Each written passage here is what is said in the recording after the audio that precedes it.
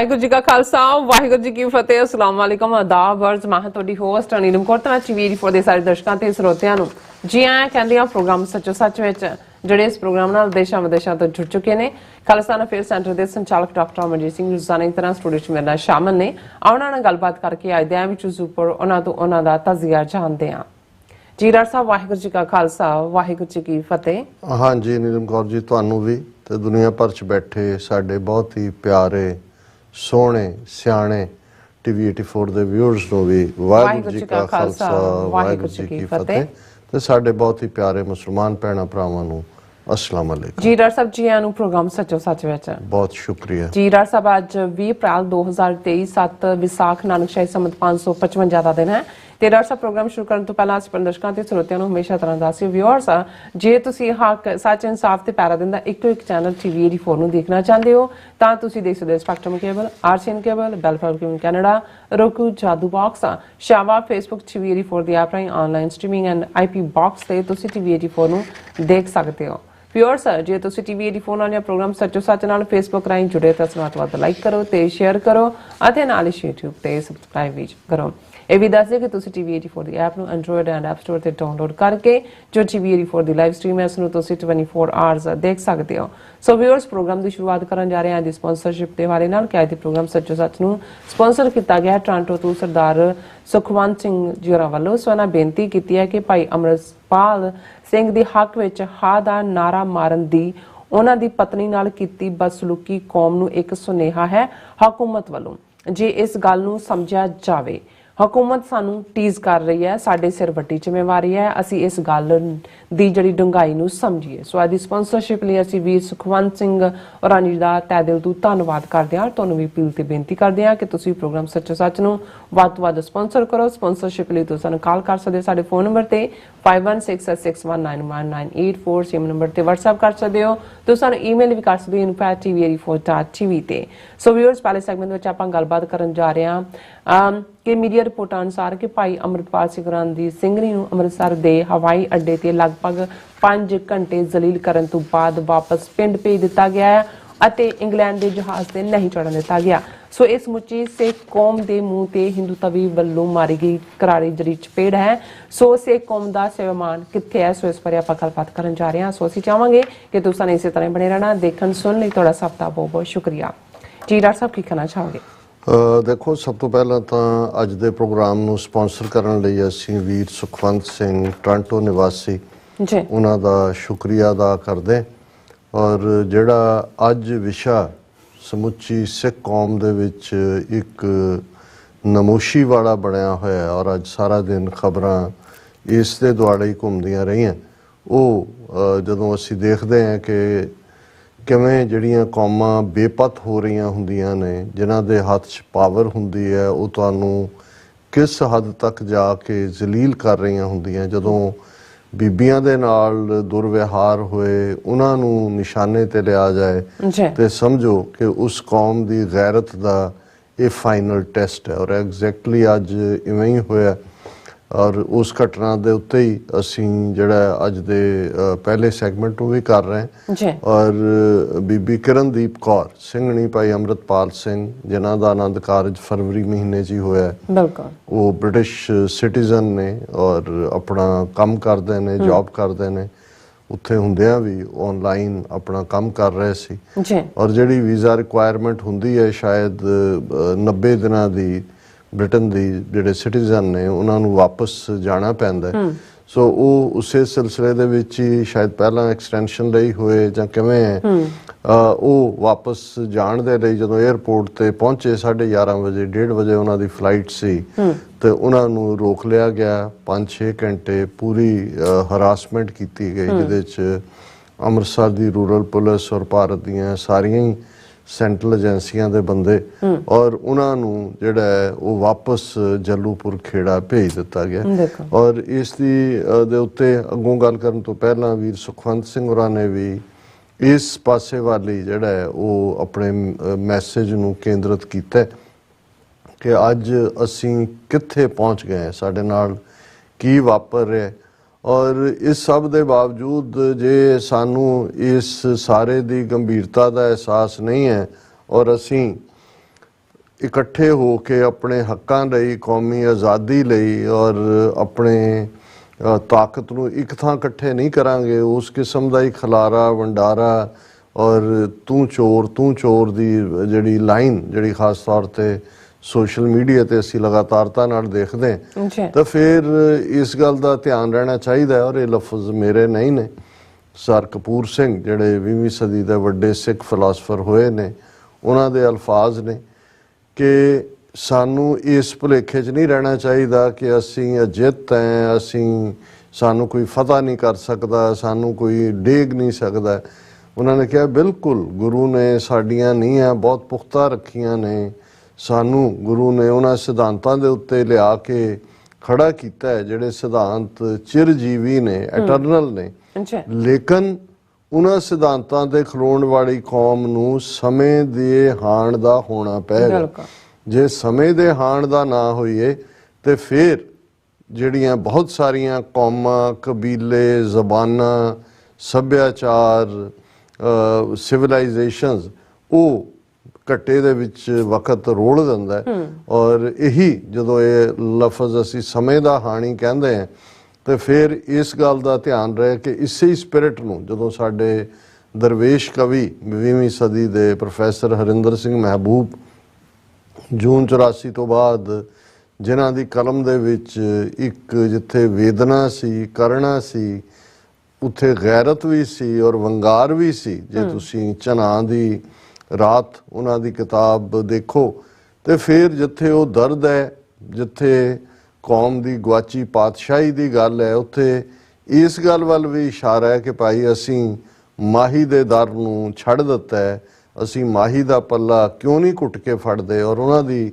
ਹੀ ਇਹ ਜਿਹੜੀ ਨਜ਼ਮ ਜਿਹਦਾ ਜਿਹੜਾ ਇੱਕ ਸ਼ੇਅਰ ਹੈ ਉਹ ਕਾਫੀ ਉਸ ਪੀਰੀਅਡ 'ਚ ਵੀ ਪੋਪੂਲਰ ਹੋਇਆ। ਮੇਰੀਆਂ ਤਾਂ ਬਹੁਤ ਸਾਰੀਆਂ ਸਪੀਚਸ 90s ਦੇ ਪੀਰੀਅਡ ਦੇ ਵਿੱਚ ਇਸ ਦੇ ਨਾਲ ਹੀ ਖਤਮ ਹੁੰਦੀਆਂ ਸੀ ਕਿ ਬੇਪਤ ਹੋਈਆਂ ਕੌਮਾਂ ਦੇ ਘਰ ਦੂਰ ਫਰੇਬੀ ਧਰ ਤੇ, ਬੇਪਤ ਹੋਈਆਂ ਕੌਮਾਂ ਦੇ ਘਰ ਦੂਰ ਫਰੇਬੀ ਧਰ ਤੇ, ਬਦਨਸੀਬ ਪੈਰਾਂ ਦੇ ਹੇਠਾਂ ਖਾਕ ਵਿਸ਼ੈਲੀ ਗਰਕੇ, ਮੂੰਹ ਜ਼ੋਰ ਸਮਾਂ ਨਾ ਕੌਮੇ, ਮੇਟ ਸਕੇਗਾ ਤੈਨੂੰ ਆਪਣੀ ਪੱਤ ਪਛਾਣ ਲਵੇਂ ਜੇ ਲੜ ਮਾਹੀ ਦਾ ਫੜ ਕੇ। ਹੁਣ ਜਦੋਂ ਅਸੀਂ ਫਰੇਬੀਆਂ ਦੇ ਵਸ ਪਏ ਹੋਏ ਹਾਂ, ਫਰੇਬੀਆਂ ਦੀ ਧਰਤੀ ਨੂੰ ਕਹਿੰਦੇ ਨੇ, ਜ਼ਮੀਨ ਨੂੰ ਕਹਿੰਦੇ ਨੇ, ਤੇ ਕੌਮ ਇਹਨਾਂ ਫਰੇਬੀਆਂ ਦੇ ਹੱਥ ਦੇ ਵਿੱਚ ਜਿਹੜੀ ਹੈ ਉਹ ਬੇਪਤ ਹੋ ਰਹੀ ਹੈ। ਔਰ ਇਹ ਸਾਡੇ ਪੈਰ ਬਦਨਸੀਬ, ਕਿਉਂਕਿ ਜਿਹੜੇ ਠੀਕ ਟਾਈਮ ਤੇ ਠੀਕ ਫੈਸਲਾ ਨਹੀਂ ਲੈਂਦੇ, ਜੋ 47 ਦੌਰ ਦੀ ਸਾਡੀ ਲੀਡਰਸ਼ਿਪ ਨੇ ਜਿਸ ਕਿਸਮ ਦਾ ਬਜਰ ਗੁਨਾਹ ਕੀਤਾ, ਤੇ ਫਿਰ ਤੁਹਾਡੇ ਪੈਰ ਜ਼ਹਿਰੀਲੀ ਮਿੱਟੀ ਦੇ ਉੱਤੇ ਆ ਕੇ ਖਲੋ ਜਾਂਦੇ ਨੇ। ਬਦਨਸੀਬ ਪੈਰਾਂ ਦੇ ਹੇਠਾਂ ਖਾਕ ਵਿਸ਼ੈਲੀ ਕਰਕੇ। ਇਹ ਠੀਕ ਹੈ ਕਿ ਅਸੀਂ ਬੇਪਤ ਵੀ ਹਾਂ, ਇਹ ਵੀ ਠੀਕ ਹੈ ਕਿ ਜਿਸ ਧਰ ਤੇ ਅਸੀਂ ਖੜੇ ਹਾਂ ਉਹ ਵੀ ਫਰੇਬੀਆਂ ਦੀ ਹੈ, ਇਹ ਵੀ ਠੀਕ ਹੈ ਕਿ ਸਾਡੇ ਪੈਰਾਂ ਦੇ ਹੇਠਾਂ ਜਿਹੜੀ ਹੈ ਜ਼ਹਿਰੀਲੀ ਖਾਕ ਹੈ।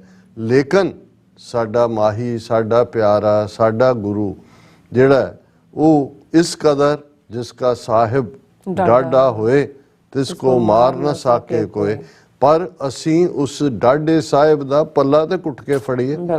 ਜੇ ਅਸੀਂ ਉਸ ਮਾਹੀ ਦਾ, ਪਿਆਰੇ ਦਾ ਪੱਲਾ ਫੜ ਲਾਂਗੇ ਤੇ ਫਿਰ ਸਮਾਂ ਜਿੰਨਾ ਮਰਜ਼ੀ ਮੂੰਹ ਜ਼ੋਰ ਹੋਏ। ਜਦੋਂ ਅਸੀਂ ਮੂੰਹ ਜ਼ੋਰੀ ਦੀ ਗੱਲ ਕਰਦੇ ਹਾਂ, ਕਈ ਵਾਰ ਜਿਹੜੇ ਹਾਲਾਤ ਦਾ ਰੇਲਾ ਹੈ ਉਹ ਤੁਹਾਨੂੰ ਕਿਤੇ ਦਾ ਕਿਤੇ ਲੈ ਜਾਂਦਾ ਹੈ। ਅਸੀਂ 18ਵੀਂ ਸਦੀ 'ਚ ਵੀ ਇਸ ਕਿਸਮ ਦੇ ਸਾਕਿਆਂ ਚੋਂ, ਇਸ ਕਿਸਮ ਦੇ ਘੱਲੂਕਾਰਿਆਂ ਚੋਂ, ਇਸ ਕਿਸਮ ਦੇ ਨਸਲਕੁਸ਼ੀਆਂ ਦੇ ਮਾਹੌਲ ਚੋਂ ਗੁਜ਼ਰੇ। ਲੇਕਿਨ ਉਹ ਭਾਵੇਂ ਥੋੜੇ ਸਨ, ਉਹਨਾਂ ਦੇ ਕੋਲ ਕੋਈ ਰਹਿਣ ਦੀ ਥਾਂ ਨਹੀਂ ਸੀ, ਘੋੜਿਆਂ ਦੀਆਂ ਕਾਠੀਆਂ ਉਹਨਾਂ ਦੇ ਘਰ ਸੀ, ਪਰ ਉਹਨਾਂ ਦਾ ਈਮਾਨ ਬਹੁਤ ਪੁਖਤਾ ਸੀ, ਈਮਾਨ ਬਹੁਤ ਮਜ਼ਬੂਤ ਸੀ। ਔਰ ਅਕਸਰ ਮੈਨੂੰ ਹਮੇਸ਼ਾ ਜਦੋਂ ਮੈਂ ਇਸ ਵਿਸ਼ੇ ਤੇ ਗੱਲ ਕਰਦਾ ਤੇ ਸਰਦਾਰ ਕਰਮ ਸਿੰਘ ਹਿਸਟੋਰੀਅਨ, ਜਿਨ੍ਹਾਂ ਨੇ ਸਭ ਤੋਂ ਪਹਿਲਾਂ 20ਵੀਂ ਸਦੀ ਦੇ ਵਿੱਚ ਆਪਣੀ ਪੜ੍ਹਾਈ ਵਿੱਚ ਛੱਡ ਕੇ, ਜੇ ਅੱਜ ਅਸੀਂ ਪੱਛਮੀ ਲੀਹਾਂ ਦੇ ਉੱਤੇ ਵੀ ਪ੍ਰਮਾਣਿਕ ਇਤਿਹਾਸ ਦੀ ਗੱਲ ਕਰੀਏ ਤੇ ਸਰਦਾਰ ਕਰਮ ਸਿੰਘ ਹਿਸਟੋਰੀਅਨ ਦਾ ਰੁਤਬਾ ਬਹੁਤ ਵੱਡਾ ਹੈ। ਔਰ ਉਸ ਤੋਂ ਬਾਅਦ ਫਿਰ ਡਾਕਟਰ ਗੰਡਾ ਸਿੰਘ ਜਿਨ੍ਹਾਂ ਨੇ ਉਸ ਨੂੰ ਅੱਗੇ ਤੋਰਿਆ। ਸੋ ਉਹਨਾਂ ਦਾ ਇੱਕ ਛੋਟਾ ਜਿਹਾ ਟਰੈਕਟ ਕਰਮ ਸਿੰਘ ਹਿਸਟੋਰੀਅਨ ਦਾ ਲਿਖਿਆ ਹੋਇਆ ਜਿਹੜਾ ਉਹ ਅਮਰ ਖਾਲਸਾ ਦੇ ਰੂਪ ਦੇ ਵਿੱਚ ਬਚਪਨ 'ਚ ਮੇਰੀਆਂ ਯਾਦਾਂ 'ਚ ਪਿਆ ਹੋਇਆ ਔਰ ਬਹੁਤ ਥੋੜੇ ਸਫ਼ੇ ਸਨ, ਲੇਕਿਨ ਉਹਨਾਂ ਦੀ ਉਸ ਲਿਖਤ ਦੇ ਵਿੱਚ ਇੰਨੀ ਕੁ ਰਵਾਨਗੀ ਸੀ ਔਰ ਇਸ ਕਿਸਮ ਦਾ ਪਾਰਟ ਸੀ ਕਿ ਉਹਨਾਂ ਨੇ ਇਹ ਕਹਿ ਕੇ ਕਿ ਭਾਈ ਜਦੋਂ ਘੋੜਿਆਂ ਦੀਆਂ ਕਾਠੀਆਂ ਸਿੱਖਾਂ ਦਾ ਘਰ ਸੀ ਔਰ ਉਹ ਇਹ ਦਾਅਵਾ ਕਰਦੇ ਸੀ ਕਿ ਭਾਈ ਅਸੀਂ ਇਸ ਪਾਪੀ ਸਰਹੰਦ ਦੀ ਇੱਟ ਨਾਲ ਇੱਟ ਖੜਕਾ ਦੇਣੀ, ਅਸੀਂ ਇਸ ਦਿੱਲੀ ਸਾਮਰਾਜ ਦਾ ਤਖਤਾ ਪਲਟ ਦੇਣਾ, ਤੇ ਲੋਕ ਕਹਿੰਦੇ ਸੀ ਇਹ ਤਾਂ ਬਾਵਰਿਆਂ ਦੀਆਂ ਗੱਲਾਂ ਨੇ, ਇਹ ਸ਼ਦਾਈਆਂ ਦੀਆਂ ਗੱਲਾਂ, ਕਮਲਿਆਂ ਦੀਆਂ ਗੱਲਾਂ ਕਿ ਸਿਰ ਲੁਕਾਉਣ ਨੂੰ ਤੁਹਾਡੇ ਕੋਲ ਥਾਂ ਨਹੀਂ ਹੈ। ਤੇ ਜਦੋਂ ਸਿੱਖ ਸਰਹੰਦ ਮਾਰਨ ਦੀ ਗੱਲ ਕਰਦੇ ਸੀ ਕਿ ਅਸੀਂ ਸਰਹੰਦ ਮਾਰਨੀ ਹੈ ਕਿਉਂਕਿ ਇਹ ਗੁਰੂ ਮਾਰੀ ਸਰਹੰਦ ਹੈ। ਇਸ ਸਰਹੰਦ ਚੋਂ ਜਿਹੜਾ ਫਤਵਾ ਨਿਕਲਿਆ ਉਹਨੇ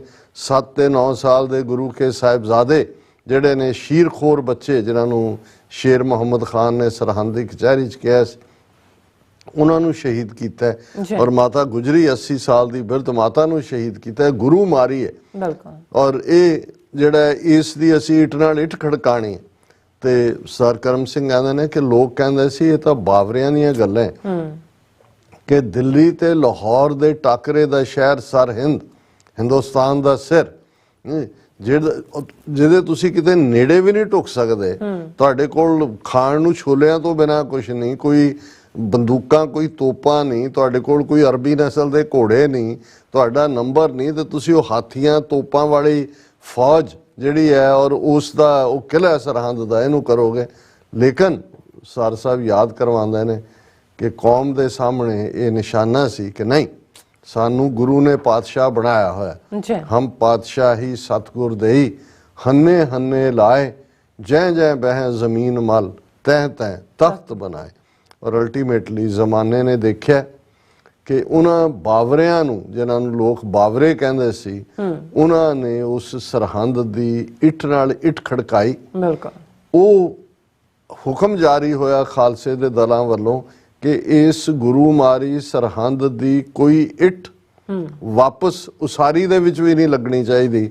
ਖਾਲਸੇ ਦੇ ਦਲਾਂ 'ਚ ਹੁਕਮ ਹੋਇਆ ਕਿ ਇਸ ਸ਼ਹਿਰ ਸਾਰੀਆਂ ਮਜ਼ਹਬੀ ਥਾਵਾਂ ਨੂੰ ਛੱਡ ਕੇ ਉਹਨਾਂ ਦੀਆਂ ਵੱਡੇ ਵੱਡੇ ਜਿਹੜੇ ਜ਼ੁਲਮ ਕਰਨ ਵਾਲੇ ਅਮੀਰ ਔਰ ਬੜੇ ਬੜੇ ਖਾਨ ਔਰ ਉਹਨਾਂ ਦੀਆਂ ਹਵੇਲੀਆਂ ਢਾਹ ਦਿੱਤੀਆਂ ਗਈਆਂ ਔਰ ਇਹ ਆਰਡਰ ਹੋਇਆ ਕਿ ਭਾਈ ਇਸ ਸ਼ਹਿਰ ਹਰ ਸਿੱਖ 5-5 ਇੱਟਾਂ ਜਿਹੜੀਆਂ ਨੇ ਇਸ ਸ਼ਹਿਰ ਦੀਆਂ ਉਹ ਦਰਿਆ ਦੇ ਵਿੱਚ ਸੁੱਟੇ ਤਾਂ ਕਿ ਦੁਬਾਰਾ ਜਿਹੜੀ ਹੈ ਕੋਈ ਇੱਟ ਉਸਾਰੀ 'ਚ ਨਾ ਲੱਗ ਸਕੇ।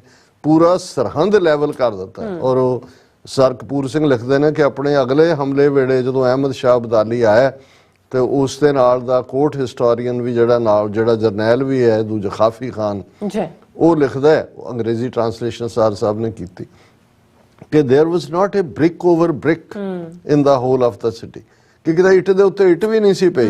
ਤੇ ਉਹ ਦੇਖ ਰਹੇ ਸੀ ਕਿ ਦਿੱਲੀ ਔਰ ਲਾਹੌਰ ਦੇ ਟਾਕਰੇ ਦਾ ਸਰਹੰਦ ਸ਼ਹਿਰ ਕਿੱਥੇ ਗਾਇਬ ਹੋ ਗਿਆ ਔਰ ਜੇ ਹੁਣ ਉਹ ਸਰਹੰਦ ਜਿਹੜਾ ਵਸਿਆ ਹੋਇਆ ਹੈ ਇਹ ਉਸ ਤੋਂ 2 ਕੋ ਦੂਰ ਵਸਿਆ ਔਰ ਖਾਲਸੇ ਨੇ ਉਸ ਨੂੰ ਨੇਸਤੋ ਨਾਬੂਦ ਵੀ ਕੀਤਾ ਔਰ ਫਿਰ ਖੋਤੇ ਨਾਲ ਹਲ ਵੀ ਚਲਾਇਆ। ਔਰ ਦੇਖੋ ਜਿਹੜੀ ਲੋਕ ਆਵਾਜ਼ ਹੁੰਦੀ ਹੈ, ਜੇ ਸਾਡਾ ਈਮਾਨ ਹੋਏ ਖਲਕਤ ਦੀ ਆਵਾਜ਼ ਔਰ ਦੂਸਰਾ ਥੇ ਬਣਾ ਦਿੱਤਾ। ਔਰ ਉਸ ਜ਼ਮਾਨੇ 'ਚ ਲੋਕ ਇਹ ਕਹਿੰਦੇ ਸੀ ਕਿ ਭਾਈ ਇਹ ਗੁਰੂ ਮਾਰੀ ਸਰਹੰਦ ਸਾਹਿਬਜ਼ਾਦਿਆਂ ਤੇ ਜ਼ੁਲਮ ਹੋਇਆ, ਇੱਥੇ ਲੋਹੇ ਦੇ ਹਲ ਚੱਲਣਗੇ। ਹੁਣ ਉਦੋਂ ਦਾ ਜੇ ਉਹ ਹਲ ਤਾਂ ਦੂਜਾ ਹੀ ਸੀ ਕਿ ਲੋਹੇ ਦੇ ਹਲ ਚੱਲ ਕੇ ਇਹਦੀ ਬਰਬਾਦੀ ਹੋਏਗੀ। ਔਰ ਮੈਂ ਪਿਛਲੇ ਦਿਨਾਂ 'ਚ ਸਿੱਖ ਸਕਾਲਰ ਦਾ ਵਿਚਾਰ ਸੁਣ ਰਿਹਾ ਸੀ ਕਿ ਜਦੋਂ ਅੰਗਰੇਜ਼ਾਂ ਨੇ ਫੈਸਲਾ ਕੀਤਾ, ਥੇ ਤਾਂ ਬਣਾ ਦਿੱਤਾ, ਉਹ ਸਰਹੰਦ ਤਾਂ ਉਜਾੜ ਦਿੱਤਾ ਕਿ ਵੀ ਅਸੀਂ ਰੇਲਵੇ ਲਾਈਨ ਰਾਜਪੁਰਾ ਪਟਿਆਲਾ ਔਰ ਸਰਹੰਦ ਔਰ ਇਹ ਜਿਹੜੀ ਵੀ ਲਾਈਨ ਉਧਰ ਦੀ ਜਾਂਦੀ ਹੈ ਕੱਢਣੀ ਹੈ। ਤੇ ਜਿਸ ਕੰਟਰੈਕਟਰ ਨੂੰ ਠੇਕਾ ਦਿੱਤਾ ਗਿਆ ਉਸਨੇ ਕਿਉਂਕਿ ਵਿੱਚ ਟੋਏ ਵੀ ਸਨ ਔਰ ਦੂਸਰਾ ਵੀ ਸੀ, ਤਾਂ ਉਸਨੇ ਜਿਹੜੇ ਥੇ ਬਣੇ ਹੋਏ ਸੀ ਉਜੜੀ ਹੋਈ ਉਸੇ ਥਾਂ ਦੀ ਮਿੱਟੀ ਜਿਹੜੀ ਹੈ ਪੁੱਟ ਕੇ ਜਿੱਥੇ ਰੇਲਵੇ ਟਰੈਕ ਵਿਛਾਏ ਗਏ ਉਸ ਦੇ ਉੱਤੇ ਜਿਹੜਾ ਹੈ ਉਸ ਨੂੰ ਜਿਹੜਾ ਉਹ ਲਾਇਆ। ਔਰ ਉਹਨਾਂ ਦਾ ਕਹਿਣਾ ਸੀ ਸਕਾਲਰ ਦਾ ਵੀ ਉਹ ਰੇਲਵੇ ਪਟੜੀ ਜਿਹੜੀ ਹੈ ਉਸ ਦੇ ਉੱਤੇ ਵਿਛਾਈ ਗਈ ਤਾਂ ਜਿਹੜੀ ਖਲਕਤ ਦੀ ਆਵਾਜ਼ ਸੀ ਕਿ ਲੋਹੇ ਦਾ ਸੁਹਾਗਾ ਫਿਰੇਗਾ। ਹੁਣ ਉਹ ਲੋਹੇ ਦਾ ਸੁਹਾਗਾ ਰੋਜ਼ ਸਵੇਰੇ ਸ਼ਾਮ ਗੱਡੀਆਂ ਜਦੋਂ ਜਾਂਦੀਆਂ ਨੇ ਤਾਂ ਉਸ ਸਰਹੰਦ ਦੀ ਮਿੱਟੀ ਦੇ ਉੱਤੇ ਉਹ ਲੋਹੇ ਦਾ ਸੁਹਾਗਾ ਫਿਰਦਾ। ਇਹ ਰਿਜ਼ੋਲਵ ਹੁੰਦਾ ਹੈ, ਇਹ ਗਿਣਤੀਆਂ ਮਿਣਤੀਆਂ ਦੇ ਨਾਲ ਨਹੀਂ, ਔਰ ਇਹ ਇਕੱਲਾ ਸਾਡੇ ਮਜ਼ਹਬ ਦੇ ਇਤਿਹਾਸ ਨਾਲ ਹੀ ਨਹੀਂ ਹੈ। ਇਸਲਾਮ ਦਾ ਆਪਣਾ ਇਤਿਹਾਸ, ਜੇ ਮੱਕੇ ਤੋਂ ਮਦੀਨੇ ਹਿਜਰਤ ਔਰ ਵਾਪਸ ਜੰਗਾਂ ਫਤਹ ਦੂਜਾ ਤੀਜਾ ਉਹਨਾਂ ਜ਼ਮਾਨਿਆਂ ਦੇ ਵਿੱਚ ਜਿਹੜੇ ਵੱਡੇ ਖਲੀਫੇ ਹੋਏ, ਜੇ ਅਸੀਂ ਹਜ਼ਰਤ ਅਲੀ ਦੀ ਗੱਲ ਜਾਂ ਦੂਸਰਿਆਂ ਦੀ ਕਰੀਏ, ਕਿਉਂਕਿ ਅਸੀਂ ਕੋਈ ਮਜ਼ਹਬੀ ਨਫ਼ਰਤ 'ਚ ਯਕੀਨ ਨਹੀਂ ਰੱਖਦੇ ਹਾਂ, ਪਰ ਜਦੋਂ ਜ਼ੁਲਮ ਦਾ ਸਹਾਰਾ ਕੋਈ ਵੀ ਲੈਂਦਾ ਤਾਂ ਉਸ ਨੂੰ ਵੰਗਾਰ ਵੀ ਫਿਰ ਈਮਾਨ ਵਾਲੇ ਲੋਕ ਹੀ ਦਿੰਦੇ ਨੇ। ਉਹ ਖਾਲਸੇ ਦੇ ਈਮਾਨ ਨੇ ਉਸ ਧਰਤੀ ਦੇ ਉੱਤੇ ਫਿਰ ਇਨਸਾਫ, ਸੱਚ, ਹੱਕ, ਇਨਸਾਫ ਦਾ ਸੂਰਜ ਲਿਆਂਦਾ ਸੀ। ਸੋ ਇਹ ਖਾਲਸੇ ਦਾ ਰਿਜ਼ੋਲਵ ਸੀ ਕਿ ਜਿਸ ਨੇ ਸਾਨੂੰ ਉਹਨਾਂ ਬਿਲਕੁਲ ਤੰਗ ਦਸਤੀਆਂ ਦੇ ਵਿੱਚ ਵੀ ਜਿਹੜਾ ਮਜ਼ਬੂਤੀ ਦੇ ਨਾਲ ਖੜਾ ਰੱਖਿਆ।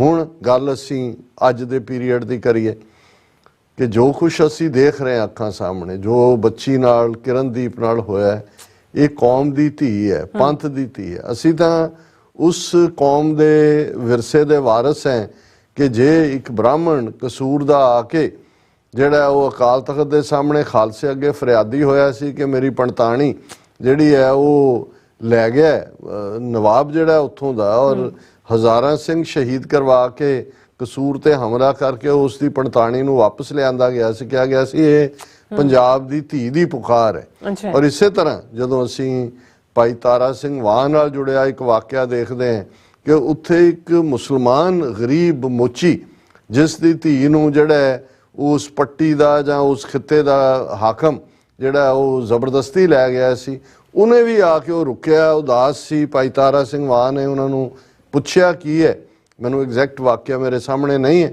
ਉਹਨਾਂ ਦੇ ਨਾਂ ਵੀ ਇਤਿਹਾਸ 'ਚ ਨੇ। ਉਹਨੇ ਕਿਹਾ ਕਿ ਜੀ ਸਰਦਾਰਾ ਮੈਂ ਕੀ ਦੱਸਾਂ ਕਿ ਮੈਂ ਗਰੀਬ ਮੁਸਲਮਾਨ ਮੋਚੀ ਹਾਂ ਤੇ ਮੇਰੀ ਧੀ ਨੂੰ ਲੈ ਗਿਆ, ਔਰ ਕਿਤੇ ਮੈਨੂੰ ਕੋਈ ਉਮੀਦ ਨਹੀਂ। ਮੈਂ ਪੁਕਾਰ ਲਾਹੌਰ ਦਰਬਾਰ 'ਚ ਵੀ ਕੀਤੀ ਹੈ, ਦੂਜੇ 'ਚ ਵੀ ਕੀਤੀ ਹੈ, ਤੀਜੇ 'ਚ ਵੀ ਕੀਤੀ ਹੈ। ਉਹਨੇ ਕਿਹਾ ਕਿ ਮੀਆਂ ਫਿਕਰ ਨਾ ਕਰ, ਹੁਣ ਖਾਲਸਾ ਤੈਨੂੰ ਇਹ ਇਨਸਾਫ ਲੈ ਕੇ ਦੇਗਾ। ਔਰ ਉਹੀ ਰੀਜ਼ਨ ਬਾਅਦ ਦੇ ਵਿੱਚ ਵੀ ਬਣਦਾ ਜਿਹਦੇ 'ਚ ਭਾਈ ਤਾਰਾ ਸਿੰਘ ਵਾਹ ਔਰ ਉਹਨਾਂ ਦੇ 22 ਹੋਰ ਸਾਥੀ ਸ਼ਹੀਦ ਹੁੰਦੇ ਨੇ। ਸੋ ਇਹ ਸਾਡੀ ਉਸ ਧਰਤੀ ਦਾ ਜਦੋਂ ਮਾਵਾਂ ਭੈਣਾਂ ਬੱਚੀਆਂ ਤੇ ਆਂਦਾ, ਫਿਰ ਮਜ਼ਹਬ ਮੈਟਰ ਨਹੀਂ ਕਰਦਾ, ਹਿੰਦੂ ਸਿੱਖ ਮੁਸਲਮਾਨ ਮੈਟਰ ਨਹੀਂ ਕਰਦਾ, ਇਹ ਸਾਡਾ ਸੱਭਿਆਚਾਰ ਰਿਹਾ, ਕਲਚਰ ਰਿਹਾ। ਔਰ ਇਸੇ ਦੇ ਥੱਲੇ ਹੀ ਜੇ ਅਸੀਂ ਪੰਜਾਬ ਦਾ ਉਹ ਸੋਸ਼ਲ ਨੈਟਵਰਕ ਵੀ ਦੇਖੀਏ ਤੇ ਇਸ ਦੇ ਥੱਲੇ ਹੀ 47 ਇੱਕ ਪਾਗਲਪਨ ਸੀ, ਔਰ ਇਹਦੀ ਕੋਈ ਕਦੇ ਜਸਟੀਫਿਕੇਸ਼ਨ ਨਹੀਂ ਕਰ ਸਕਦਾ ਕਿ ਭਾਈ ਕਿਸ ਕਿਸਮ ਦਾ ਵਰਤਾਰਾ ਅਸੀਂ ਦੋਵੇਂ ਪਾਸੇ ਆਪਣੀਆਂ ਬੱਚੀਆਂ ਧੀਆਂ ਭੈਣਾਂ ਦੇ ਨਾਲ ਵੀ ਕੀਤਾ, ਭਰਾਵਾਂ ਦੇ ਨਾਲ ਵੀ ਕੀਤਾ। ਜੋ ਬੇਲੇ ਲਾਸ਼ਾਂ ਵਿਛੀਆਂ ਤੇ ਲਹੂ ਦੀ ਭਰੀ ਚਨਾਬ, ਉਹ ਜਿਹੜੀ ਦਾਸਤਾਨ ਹੈ ਉਹ ਸਾਨੂੰ ਸ਼ਰਮਸਾਰ ਕਰਦੀ ਹੈ, ਹਮੇਸ਼ਾ ਹੀ ਕਰਦੀ ਰਹੇਗੀ ਪੰਜ ਦਰਿਆਵਾਂ ਦੀ ਧਰਤੀ ਤੇ ਜਾਇਆਂ ਨੂੰ। ਲੇਕਿਨ ਅੱਜ ਸਿੱਖ ਕੌਮ ਦੇ ਸਾਹਮਣੇ ਇਹ ਵੰਗਾਰ, ਇਹ ਸਵਾਲ ਕਿ ਅਸੀਂ ਹੁਣ ਇਹ ਨਹੀਂ ਹੈ ਕਿ ਕੱਲਾ ਉਸ ਸਿੰਘ ਦੀ ਸਿੰਘਣੀ ਨੂੰ ਭਾਈ ਅੰਮ੍ਰਿਤਪਾਲ ਸਿੰਘ ਦੀ ਜਿਵੇਂ ਜ਼ਲੀਲ ਕੀਤਾ ਗਿਆ, ਇਹ ਵਰਤਾਰਾ ਚੱਲ ਰਿਹਾ। ਅਸੀਂ ਦੇਖਦੇ ਹਾਂ ਕਿ ਕਿਵੇਂ ਭਾਈ ਅਵਤਾਰ ਸਿੰਘ ਖੰਡਾ, ਉਹਨਾਂ ਦੀ 65 ਸਾਲ ਦੀ ਮਾਤਾ ਚਰਨਜੀਤ ਕੌਰ ਔਰ ਉਹਨਾਂ ਦੀ ਛੋਟੀ ਭੈਣ ਜਿਹੜੀ ਨਰਸ ਦੇ ਤੌਰ ਤੇ ਕੰਮ ਕਰਦੇ ਨੇ, ਉਹਨਾਂ ਨੂੰ ਕਿਵੇਂ ਘਰੋਂ ਚੁੱਕਿਆ ਗਿਆ। ਉਸ ਤੋਂ ਇਲਾਵਾ ਅਸੀਂ ਦੇਖਦੇ ਹਾਂ ਸ਼ਾਹਬਾਦ ਤੋਂ ਬੀਬੀ ਨੂੰ ਚੁੱਕ ਕੇ ਲਿਆਂਦਾ ਗਿਆ, ਪਟਿਆਲੇ ਤੋਂ ਕਿੰਨੇ ਵਾਕਿਆ ਤੇ ਇਸ ਕਿਸਮ ਦੇ ਨੇ। ਸਾਡੀ ਜ਼ਮੀਰ ਮਰੀ ਹੋਈ ਹੈ ਕਿ ਵੀ ਸਾਨੂੰ ਕੋਈ ਜਥੇਦਾਰ ਅਕਾਲ ਤਖਤ ਐਕਟਿੰਗ ਕਰਦਾ ਕਰਦਾ ਗੋਂਗਲੂਆਂ ਤੋਂ ਮਿੱਟੀ ਝਾੜ ਕੇ ਪਹਿਲਾਂ ਇੱਕ ਮੀਟਿੰਗ ਜਿਹੀ ਸੱਦ ਲਈ, ਕੱਢਣਾ ਕਢਾਉਣਾ ਕੀ ਸੀ। ਤਖਤ ਦਮਦਮਾ ਸਾਹਿਬ ਵੀ ਉਹੀ ਜਿਹਨੂੰ ਕਹਿੰਦੇ ਨੇ to blow the hot air, ਨਹੀਂ ਗਰਮ ਹਵਾ ਤੁਸੀਂ ਫਿਜ਼ਾ ਛੱਡ ਦਿੱਤੀ, ਕਰਨ ਕਤਰਨ ਨੂੰ ਕੁਛ ਨਹੀਂ ਹੈ। ਕਿੱਥੇ ਹੈ ਇਹ ਗੈਰਤ? ਔਰ ਇਹ ਇਸ ਗੱਲ ਨੂੰ ਅਸੀਂ ਯਾਦ ਰੱਖੀਏ ਕਿ ਇਹ ਫਾਈਨਲ ਟੈਸਟ ਹੁੰਦਾ। ਔਰ ਬਹੁਤ ਵਾਰ ਅਸੀਂ ਜਿਹੜਾ ਹੈ ਉਹ ਪ੍ਰਾਈਡ ਵੀ ਲੈਂਦੇ ਹਾਂ ਜਦੋਂ 18ਵੀਂ ਸਦੀ ਦਾ ਕਿ ਜੀ ਹਰੀ ਸਿੰਘ ਨਲੂਆ ਦਾ ਜ਼ਿਕਰ ਕਰਦੇ ਹਾਂ, ਅਕਾਲੀ ਫੂਲਾ ਸਿੰਘ ਦਾ ਜ਼ਿਕਰ ਕਰਦੇ ਹਾਂ, ਉਹਨਾਂ ਕਿ ਭਾਈ ਉਹਨਾਂ ਨੇ ਕਿਵੇਂ ਕਬਾਇਲ ਦੇ ਵਿੱਚ ਜਾ ਕੇ ਜਿੱਥੇ ਜਮਰੌਤ ਤੱਕ ਜਾ ਕੇ ਉਹਨਾਂ ਨੇ ਆਪਣੇ ਝੰਡੇ ਝੁਲਾਏ, ਦੂਜਾ ਕੀਤਾ।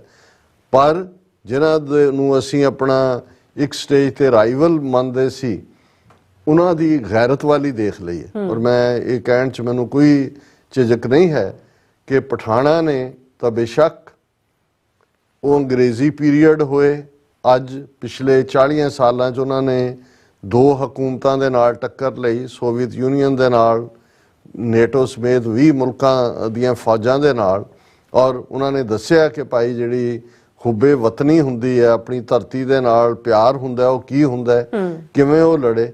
ਲੇਕਿਨ ਮੈਂ ਕਿਉਂਕਿ ਅੱਜ ਮੇਰੇ ਮਨ 'ਚ, ਹਾਲਾਂਕਿ ਸਵੇਰੇ ਅਸੀਂ ਅਰਲੀ ਮੈਰੀਲੈਂਡ ਜਾਣਾ ਸੀ ਔਰ ਮੈਂ ਸਵੇਰੇ ਹੀ 5 ਵਜੇ ਅਸੀਂ ਨਿਕਲੇ, ਉਸ ਤੋਂ ਪਹਿਲੀ ਖਬਰ ਹੀ ਜਦੋਂ ਮੈਂ ਦੇਖੀ ਤਾਂ ਮੇਰੇ ਮਨ ਤੇ ਸਵੇਰ ਦਾ ਇਹੀ ਸਵਾਰ ਹੈ।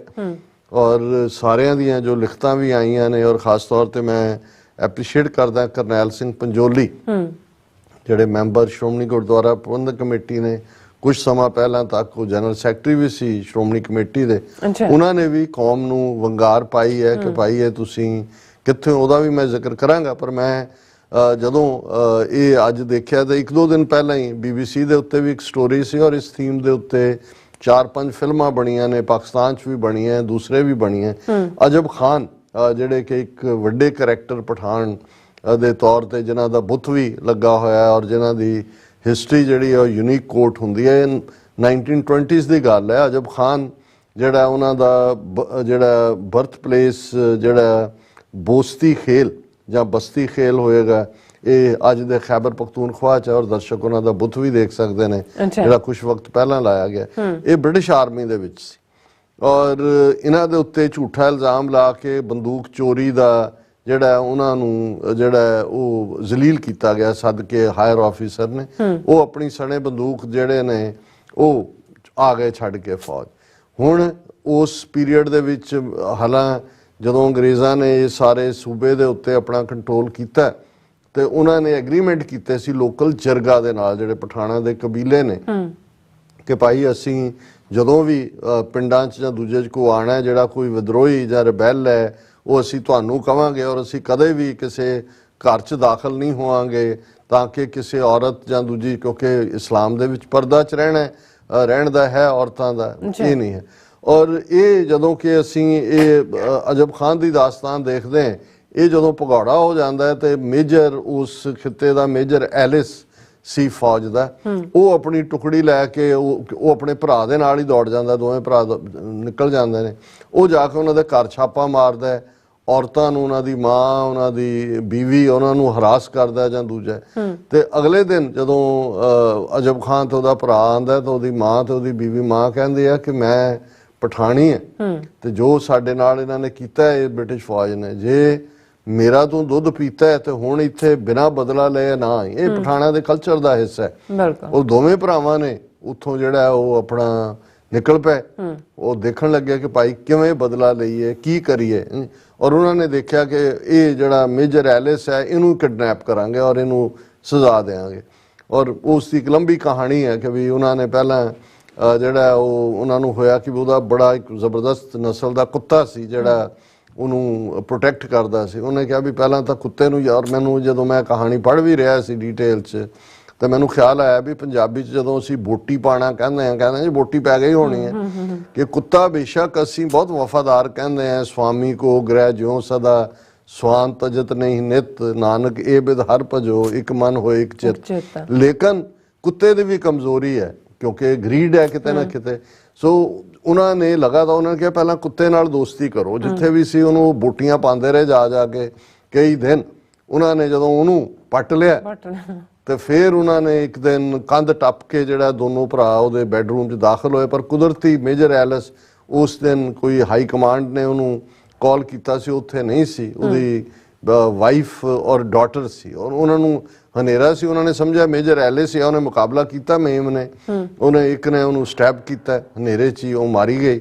ਤੇ ਦੂਸਰੀ ਉਹਨਾਂ ਦੀ ਜਿਹੜੀ ਬੱਚੀ ਸੀ 15-16 ਸਾਲ ਦੀ, ਉਸ ਨੂੰ ਉਹਨਾਂ ਨੇ ਚੁੱਕ ਲਿਆ ਔਰ ਕੰਧ ਟੱਪੀ ਔਰ ਚਲੇ ਗਏ। ਹੁਣ ਇਹ ਮੈਂ ਇਹ ਗੱਲ ਰਿਵੈਂਜ ਦੀ, ਇਹਨੂੰ ਅਸੀਂ ਕੋਈ ਜਸਟੀਫਾਈ ਨਹੀਂ ਕਰਦੇ, ਪਰ ਮੈਂ ਇਹ ਗੱਲ ਕਹਿ ਰਿਹਾ ਕਿ ਵੀ ਜਦੋਂ ਅਣਖ ਔਰ ਗੈਰਤ ਦਾ ਸਵਾਲ ਹੁੰਦਾ ਹੈ ਤੇ ਉਦੋਂ ਲੋਕਾਂ ਦੇ ਵਿੱਚ ਕਿਹੜੇ ਹੀਰੋ ਬਣਦੇ ਨੇ।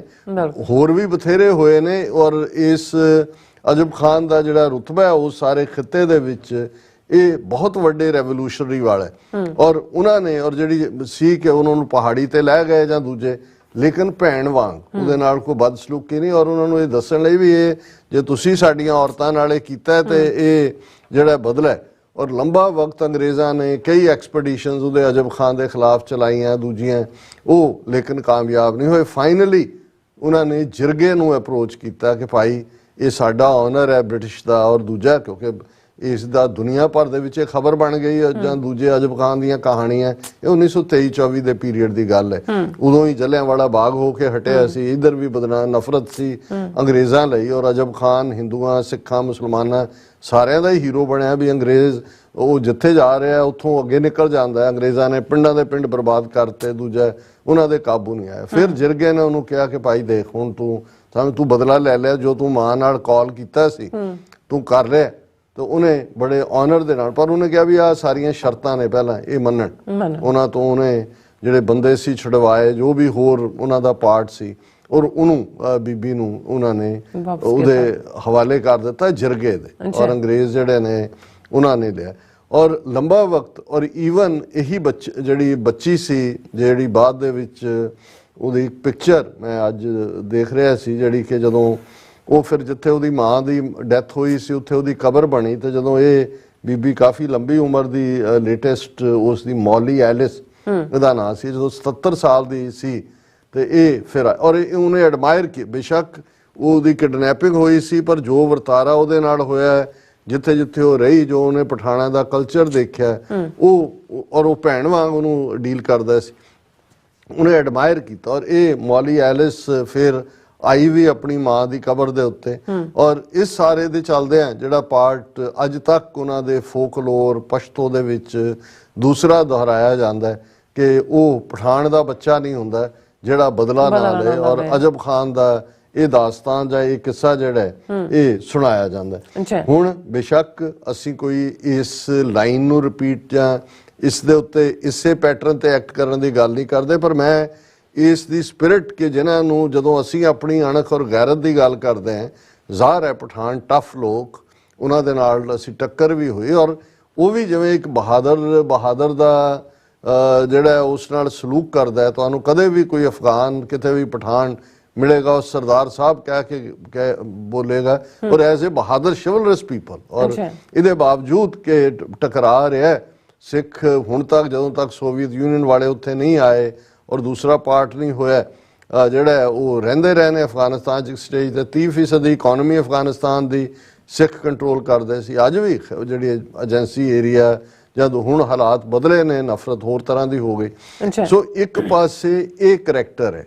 ਹੁਣ ਮੈਂ ਇਹ ਗੱਲ ਦੀ ਯਾਦ ਦਹਾਨੀ ਕਰਾਵਾਂ ਕਿ ਭਾਈ ਅੱਜ ਜੋ ਸਾਡੇ ਨਾਲ ਵਰਤਾਰਾ ਵਰਤ ਰਿਹਾ, ਜੇ ਇਸ ਲੈਵਲ ਦਾ ਬੰਦਾ ਭਾਈ ਅੰਮ੍ਰਿਤਪਾਲ ਸਿੰਘ, ਜਿਸ ਨੇ ਕੌਮ ਦੇ ਅੰਦਰ ਖਾਲਸਾ ਵਹੀਰ ਰਾਹੀਂ ਚੇਤਨਾ ਪੈਦਾ ਕੀਤੀ, ਉਹਨਾਂ ਦੀ ਸਿੰਘਣੀ ਜਿਹੜੀ ਬ੍ਰਿਟਿਸ਼ ਸਿਟੀਜ਼ਨ ਹੈ, ਜਿਸ ਦਾ ਕੋਈ ਲਾਗਾ ਦੇਗਾ ਨਹੀਂ, ਈਵਨ ਚਰਨਜੀਤ ਚੰਨੀ ਵਰਗਾ ਜਿਹੜਾ ਚੀਫ ਮਿਨਿਸਟਰ ਵੀ ਰਿਹਾ ਪੰਜਾਬ ਦਾ ਦੂਸਰਾ, ਉਹਨੇ ਵੀ ਟਵੀਟ ਕੀਤਾ। ਉਹਨੇ ਕਿਹਾ ਕਿਰਨਦੀਪ ਨੂੰ 에ਅਰਪੋਰਟ ਤੇ ਰੋਕੇ ਜਾਣ ਤੇ ਚਰਨਜੀਤ ਚੰਨੀ ਨੇ ਕਿਹਾ ਧੀਆਂ ਭੈਣਾਂ ਤਾਂ ਸਭ ਦੀਆਂ ਸਾਂਝੀਆਂ ਹੁੰਦੀਆਂ ਨੇ, ਉਸ ਵਿਚਾਰੀ ਦਾ ਕੀ ਕਸੂਰ ਹੈ, ਉਹ ਤਾਂ ਬਾਹਰ ਦੀ ਸੀ, ਵਿਆਹ ਕਰਾਉਣਾ ਹੀ ਕਸੂਰ ਹੋ ਗਿਆ ਕਿ ਭਾਈ ਇਹੀ ਪਾਰਟ ਹੈ ਜਿਹੜਾ ਉਹਦਾ ਕਸੂਰ ਬਣ ਗਿਆ।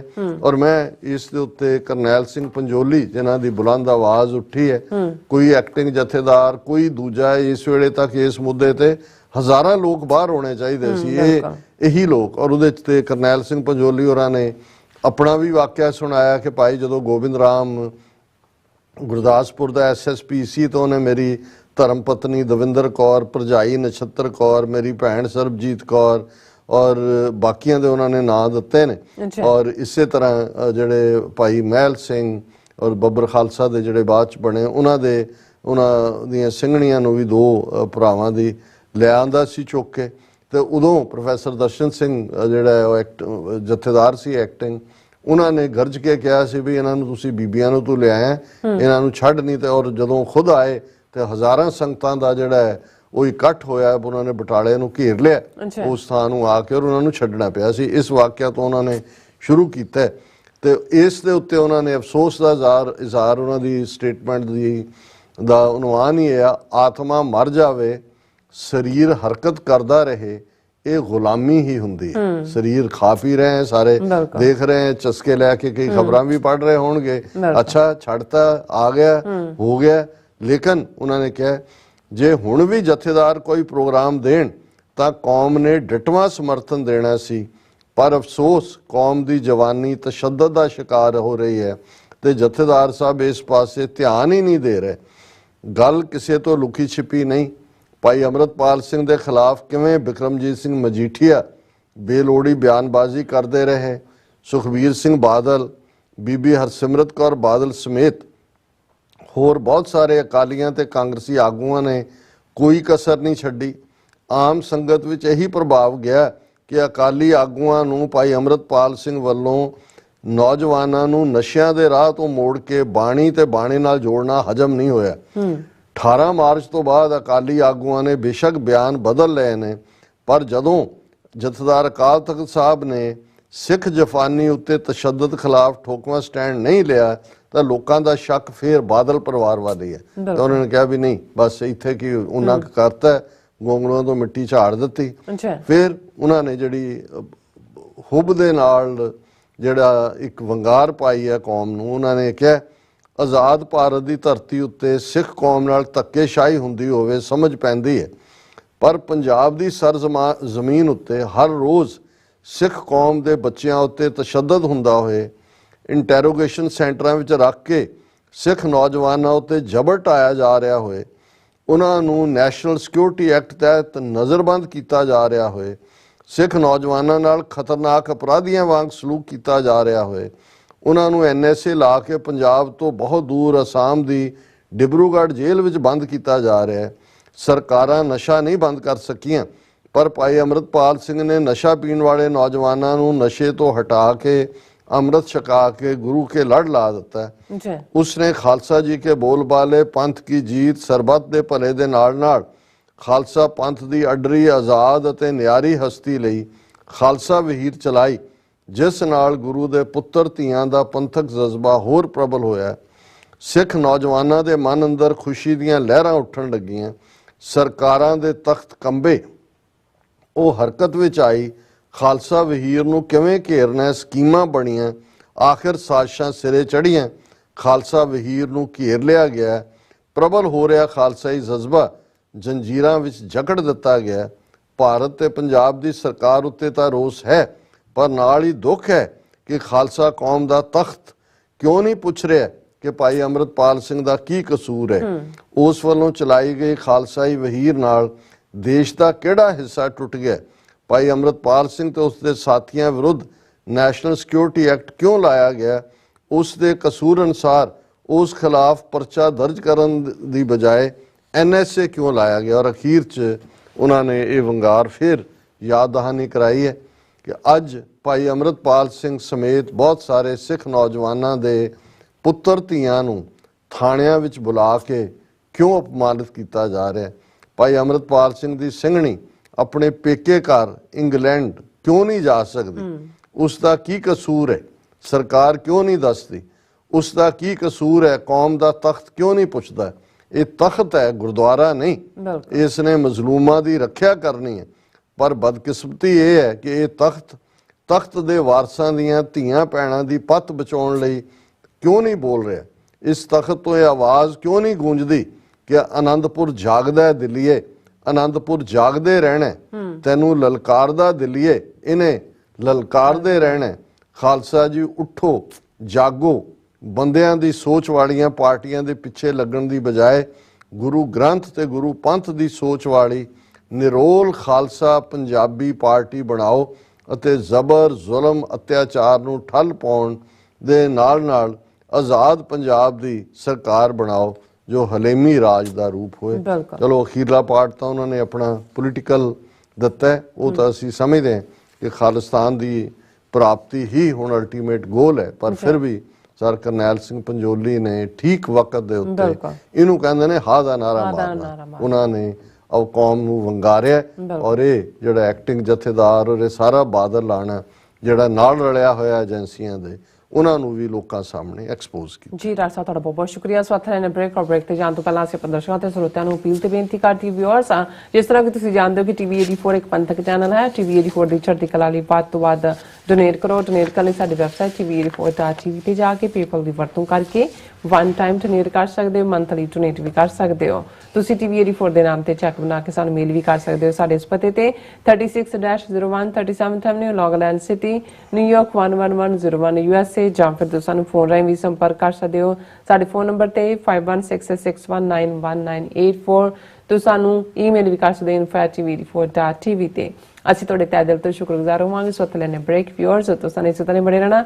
ਮਿਲਦੇ ਹਾਂ ਛੋਟੇ ਜਿਹੇ ਬ੍ਰੇਕ ਤੋਂ ਬਾਅਦ।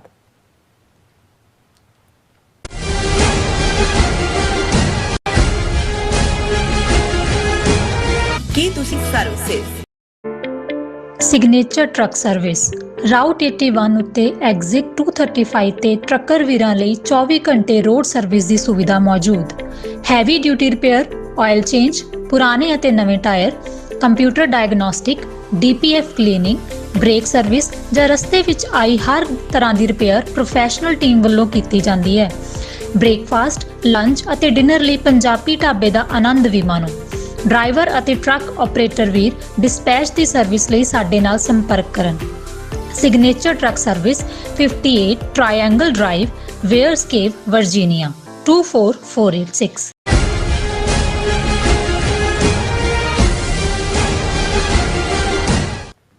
ਦਰਸ਼ਕੋ, ਬ੍ਰੇਕ ਤੋਂ ਬਾਅਦ ਤੁਹਾਡਾ ਸਭ ਦਾ ਭਰਪੂਰ ਸਵਾਗਤ ਹੈ। ਸੋ ਵੀਅਰਸ, ਗੱਲਬਾਤ ਕਰਨ ਜਾ ਰਹੇ ਹਾਂ ਕਿ ਭਾਰਤੀ ਖੁਫੀਆ ਏਜੰਸੀਆਂ ਨੇ ਯੋਜਨਾਬੱਧ ਢੰਗ ਨਾਲ ਅਜਨਾਲਾ ਘਟਨਾ ਦੀ ਆੜ ਵਿੱਚ ਪਿਛਲੇ 1 ਮਹੀਨੇ ਵਿੱਚ ਜਿੱਥੇ ਸਿੱਖਾਂ ਦੀ ਫੜੋ ਫੜਾਈ ਦਾ ਸਿਲਸਿਲਾ ਜਾਰੀ ਰੱਖਿਆ ਹੋਇਆ ਹੈ, ਉੱਥੇ ਭਾਈ ਅੰਮ੍ਰਿਤਪਾਲ ਸਿੰਘ ਦੀ ਕਿਰਦਾਰ ਕੁਸ਼ੀ ਕੀਤੀ ਜਾ ਰਹੀ ਹੈ। ਸੋ ਏਜੰਸੀਆਂ ਖਾਲਸਾ ਵਹੀਰ ਰਾਹੀਂ ਸਿੱਖੀ ਚੇਤਨਾ ਪੈਦਾ ਕਰਨ ਦੀ ਲਹਿਰ ਨੂੰ ਖਤਮ ਕਰਨਾ ਚਾਹੁੰਦੀਆਂ ਹਨ। ਸੋ ਕੁਝ ਹੱਦ ਤੱਕ ਇਹ ਸਫਲ ਵੀ ਹੋਈਆਂ ਹਨ। ਸੋ ਇਸ ਬਾਰੇ ਸਾਨੂੰ ਕੈਨੇਡਾ ਤੋਂ ਸਾਡੇ ਇੱਕ ਵੀਰ ਨੇ ਸਾਨੂੰ ਲਿਖਿਆ ਹੈ, ਉਸ ਬਾਰੇ ਆਪਾਂ ਗੱਲਬਾਤ ਕਰਨ ਜਾ ਰਹੇ ਹਾਂ। ਸੋ ਅਸੀਂ ਚਾਹਾਂਗੇ ਕਿ ਤੁਸੀਂ ਇਸੇ ਤਰ੍ਹਾਂ ਬਣੇ ਰਹਿਣਾ, ਦੇਖਣ ਸੁਣਨੇ ਜਾਂ ਲਿਖਣ ਲਈ ਤੁਹਾਡਾ ਸਭ ਦਾ ਬਹੁਤ ਬਹੁਤ ਸ਼ੁਕਰੀਆ ਜੀ। ਡਾਕਟਰ ਸਾਹਿਬ, ਕੀ ਕਹਿਣਾ ਚਾਹੋਗੇ? ਦੇਖੋ, ਅੱਜ ਸਾਡਾ ਮੁੱਖ ਹਿਰਦਾ ਵੀ ਦੁਖਤ ਹੈ, ਦਿਲ ਵੀ ਦੁਖਿਆ ਹੋਇਆ ਹੈ ਜੀ। ਕੌਮ ਦੇ ਅੰਦਰ ਵੀ ਇਸ ਗੱਲ ਨੂੰ ਲੈ ਕੇ ਇੱਕ ਰੋਹ ਹੈ ਕਿ ਜਿਵੇਂ ਬੀਬੀ ਕਿਰਨਦੀਪ ਕੌਰ, ਉਹਨਾਂ ਦੇ ਨਾਲ ਬਦਸਲੂਕੀ ਹੀ ਨਹੀਂ, ਇਸ ਸਮੁੱਚੀ ਕੌਮ ਦਾ ਅਪਮਾਨ ਹੈ। ਔਰ ਉਹ ਪਹਿਲੀ ਵਾਰ ਵਿਆਹ ਤੋਂ 3 ਮਹੀਨੇ ਬਾਅਦ ਆਲਮੋਸਟ ਆਪਣੇ ਪੇਕੇ ਜਾ ਰਹੇ ਸੀ। ਬ੍ਰਿਟਿਸ਼ ਸਿਟੀਜ਼ਨ ਨੇ ਉਹਨਾਂ ਨੂੰ ਰੋਕ ਕੇ, ਔਰ ਇਸ ਦੇ ਉੱਤੇ ਵੀ ਬਿਆਨਬਾਜ਼ੀਆਂ ਹੋਈਆਂ। ਔਰ ਪਹਿਲਾਂ ਅਸੀਂ ਦੇਖਦੇ ਹਾਂ ਕਿ ਈਵਨ ਦਾ ਵਿਦੇਸ਼ ਮੰਤਰਾਲੇ ਦਾ ਜਿਹੜਾ ਸਪੋਕਸਮੈਨ ਹੈ ਬਾਗਚੀ, ਉਹ ਕਹਿ ਰਿਹਾ ਜੀ ਅਸੀਂ ਤਾਂ ਫੋਰਨ ਮਿਨਿਸਟਰੀ ਨੇ ਤਾਂ ਕੋਈ ਲੁੱਕ ਆਊਟ ਨੋਟਿਸ ਨਹੀਂ ਜਾਰੀ ਕੀਤਾ, ਲੇਕਿਨ ਬਿਆਨ ਇਹ ਲਵਾਇਆ ਜਾ ਰਿਹਾ ਕਿ ਜੀ ਇਹ ਕਿਉਂਕਿ ਕਿਰਨਦੀਪ ਕੌਰ ਦੇ ਖਿਲਾਫ ਲੁੱਕ ਆਊਟ ਨੋਟਿਸ ਜਾਰੀ ਕੀਤਾ ਗਿਆ ਸੀ, ਇਸ ਲਈ ਜਦੋਂ 에ਅਰਪੋਰਟ ਤੇ ਪਹੁੰਚੀ ਤਾਂ ਉਹਨੂੰ ਰੋਕ ਦਿੱਤਾ ਗਿਆ।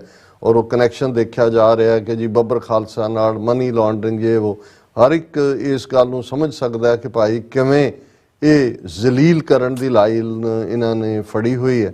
ਔਰ ਇਹ ਸਾਰੀ ਗੇਮ ਪਲਾਨ ਜਿਹੜੀ ਕਿ ਜਦੋਂ ਅਸੀਂ ਇਹ ਰਿਪੀਟਡਲੀ ਕਹਿੰਦੇ ਹਾਂ ਕਿ ਸਿੱਖ ਕੌਮ ਨੂੰ ਸਬਕ ਸਿਖਾਉਣ ਦੇ ਲਈ ਜੋ 18 ਮਾਰਚ ਤੋਂ ਹੁਣ ਤੱਕ ਵਾਪਰ ਰਿਹਾ, ਅੱਜ 20 ਅਪ੍ਰੈਲ ਤੱਕ ਅਸੀਂ 1 ਮਹੀਨੇ ਤੋਂ ਜ਼ਿਆਦਾ ਹੋ ਗਏ, ਇਸ ਦੀ ਇਬਾਰਤ, ਇਸ ਦੀ ਸਕ੍ਰਿਪਟ ਤਾਂ ਉਦੋਂ ਹੀ ਲਿਖੀ ਜਾਣੀ ਸ਼ੁਰੂ ਹੋ ਗਈ ਸੀ ਜਿਸ ਦਿਨ ਮੋਦੀ ਨੂੰ 3 ਖੇਤੀ ਕਾਨੂੰਨ ਵਾਪਸ ਲੈਣ ਤੇ ਮਜਬੂਰ ਹੋਣਾ ਪਿਆ ਸੀ, ਥੁੱਕਿਆ ਚੱਟਣਾ ਪਿਆ ਸੀ। ਔਰ ਉਹਨਾਂ ਨੇ ਦੇਖ ਲਿਆ ਸੀ ਕਿ ਭਾਈ ਇਹ ਸਿੱਖ ਕੌਮ ਹੀ ਹੈ ਜਿਹੜੀ ਹਿੰਦੂਤਵਾ ਦੇ ਸਾਹਮਣੇ ਅੜੀ ਹੈ, ਉਹਨਾਂ ਨੂੰ ਜਿਹੜਾ ਉਹ ਉਹਨਾਂ ਦੀ ਔਕਾਤ ਹਿੰਦੂਤਵੀਆਂ ਨੂੰ ਦਿਖਾਈ ਹੈ ਤੇ ਇਹਨਾਂ ਨੂੰ ਹੁਣ ਫਾਈਨਲ ਸਬਕ ਸਿਖਾਉਣ। ਠੀਕ ਉਸੇ ਲਾਈਨ ਦੇ ਉੱਤੇ ਜਦੋਂ ਐਮਰਜੈਂਸੀ ਦੇ ਖਿਲਾਫ ਸਿੱਖਾਂ ਨੇ ਮੋਰਚਾ ਲਾਇਆ, ਔਰ ਬਾਕੀ ਬੇਸ਼ੱਕ RSS ਜਾਂ ਦੂਜੇ ਤਾਂ ਸ਼ੁਰੂ ਚ ਅੰਡਰਗਰਾਊਂਡ ਗਏ, ਲੇਕਿਨ ਬਾਅਦ ਦੇ ਵਿੱਚ RSS ਮੁਖੀ ਦੀਆਂ 3 ਚਿੱਠੀਆਂ ਮਾਫੀਨਾਮਾ, ਇਹਨਾਂ ਦੇ ਮਾਫੀਨਾਮਾ ਕੋਈ ਨਵਾਂ ਨਹੀਂ ਹੈਗਾ ਜੀ।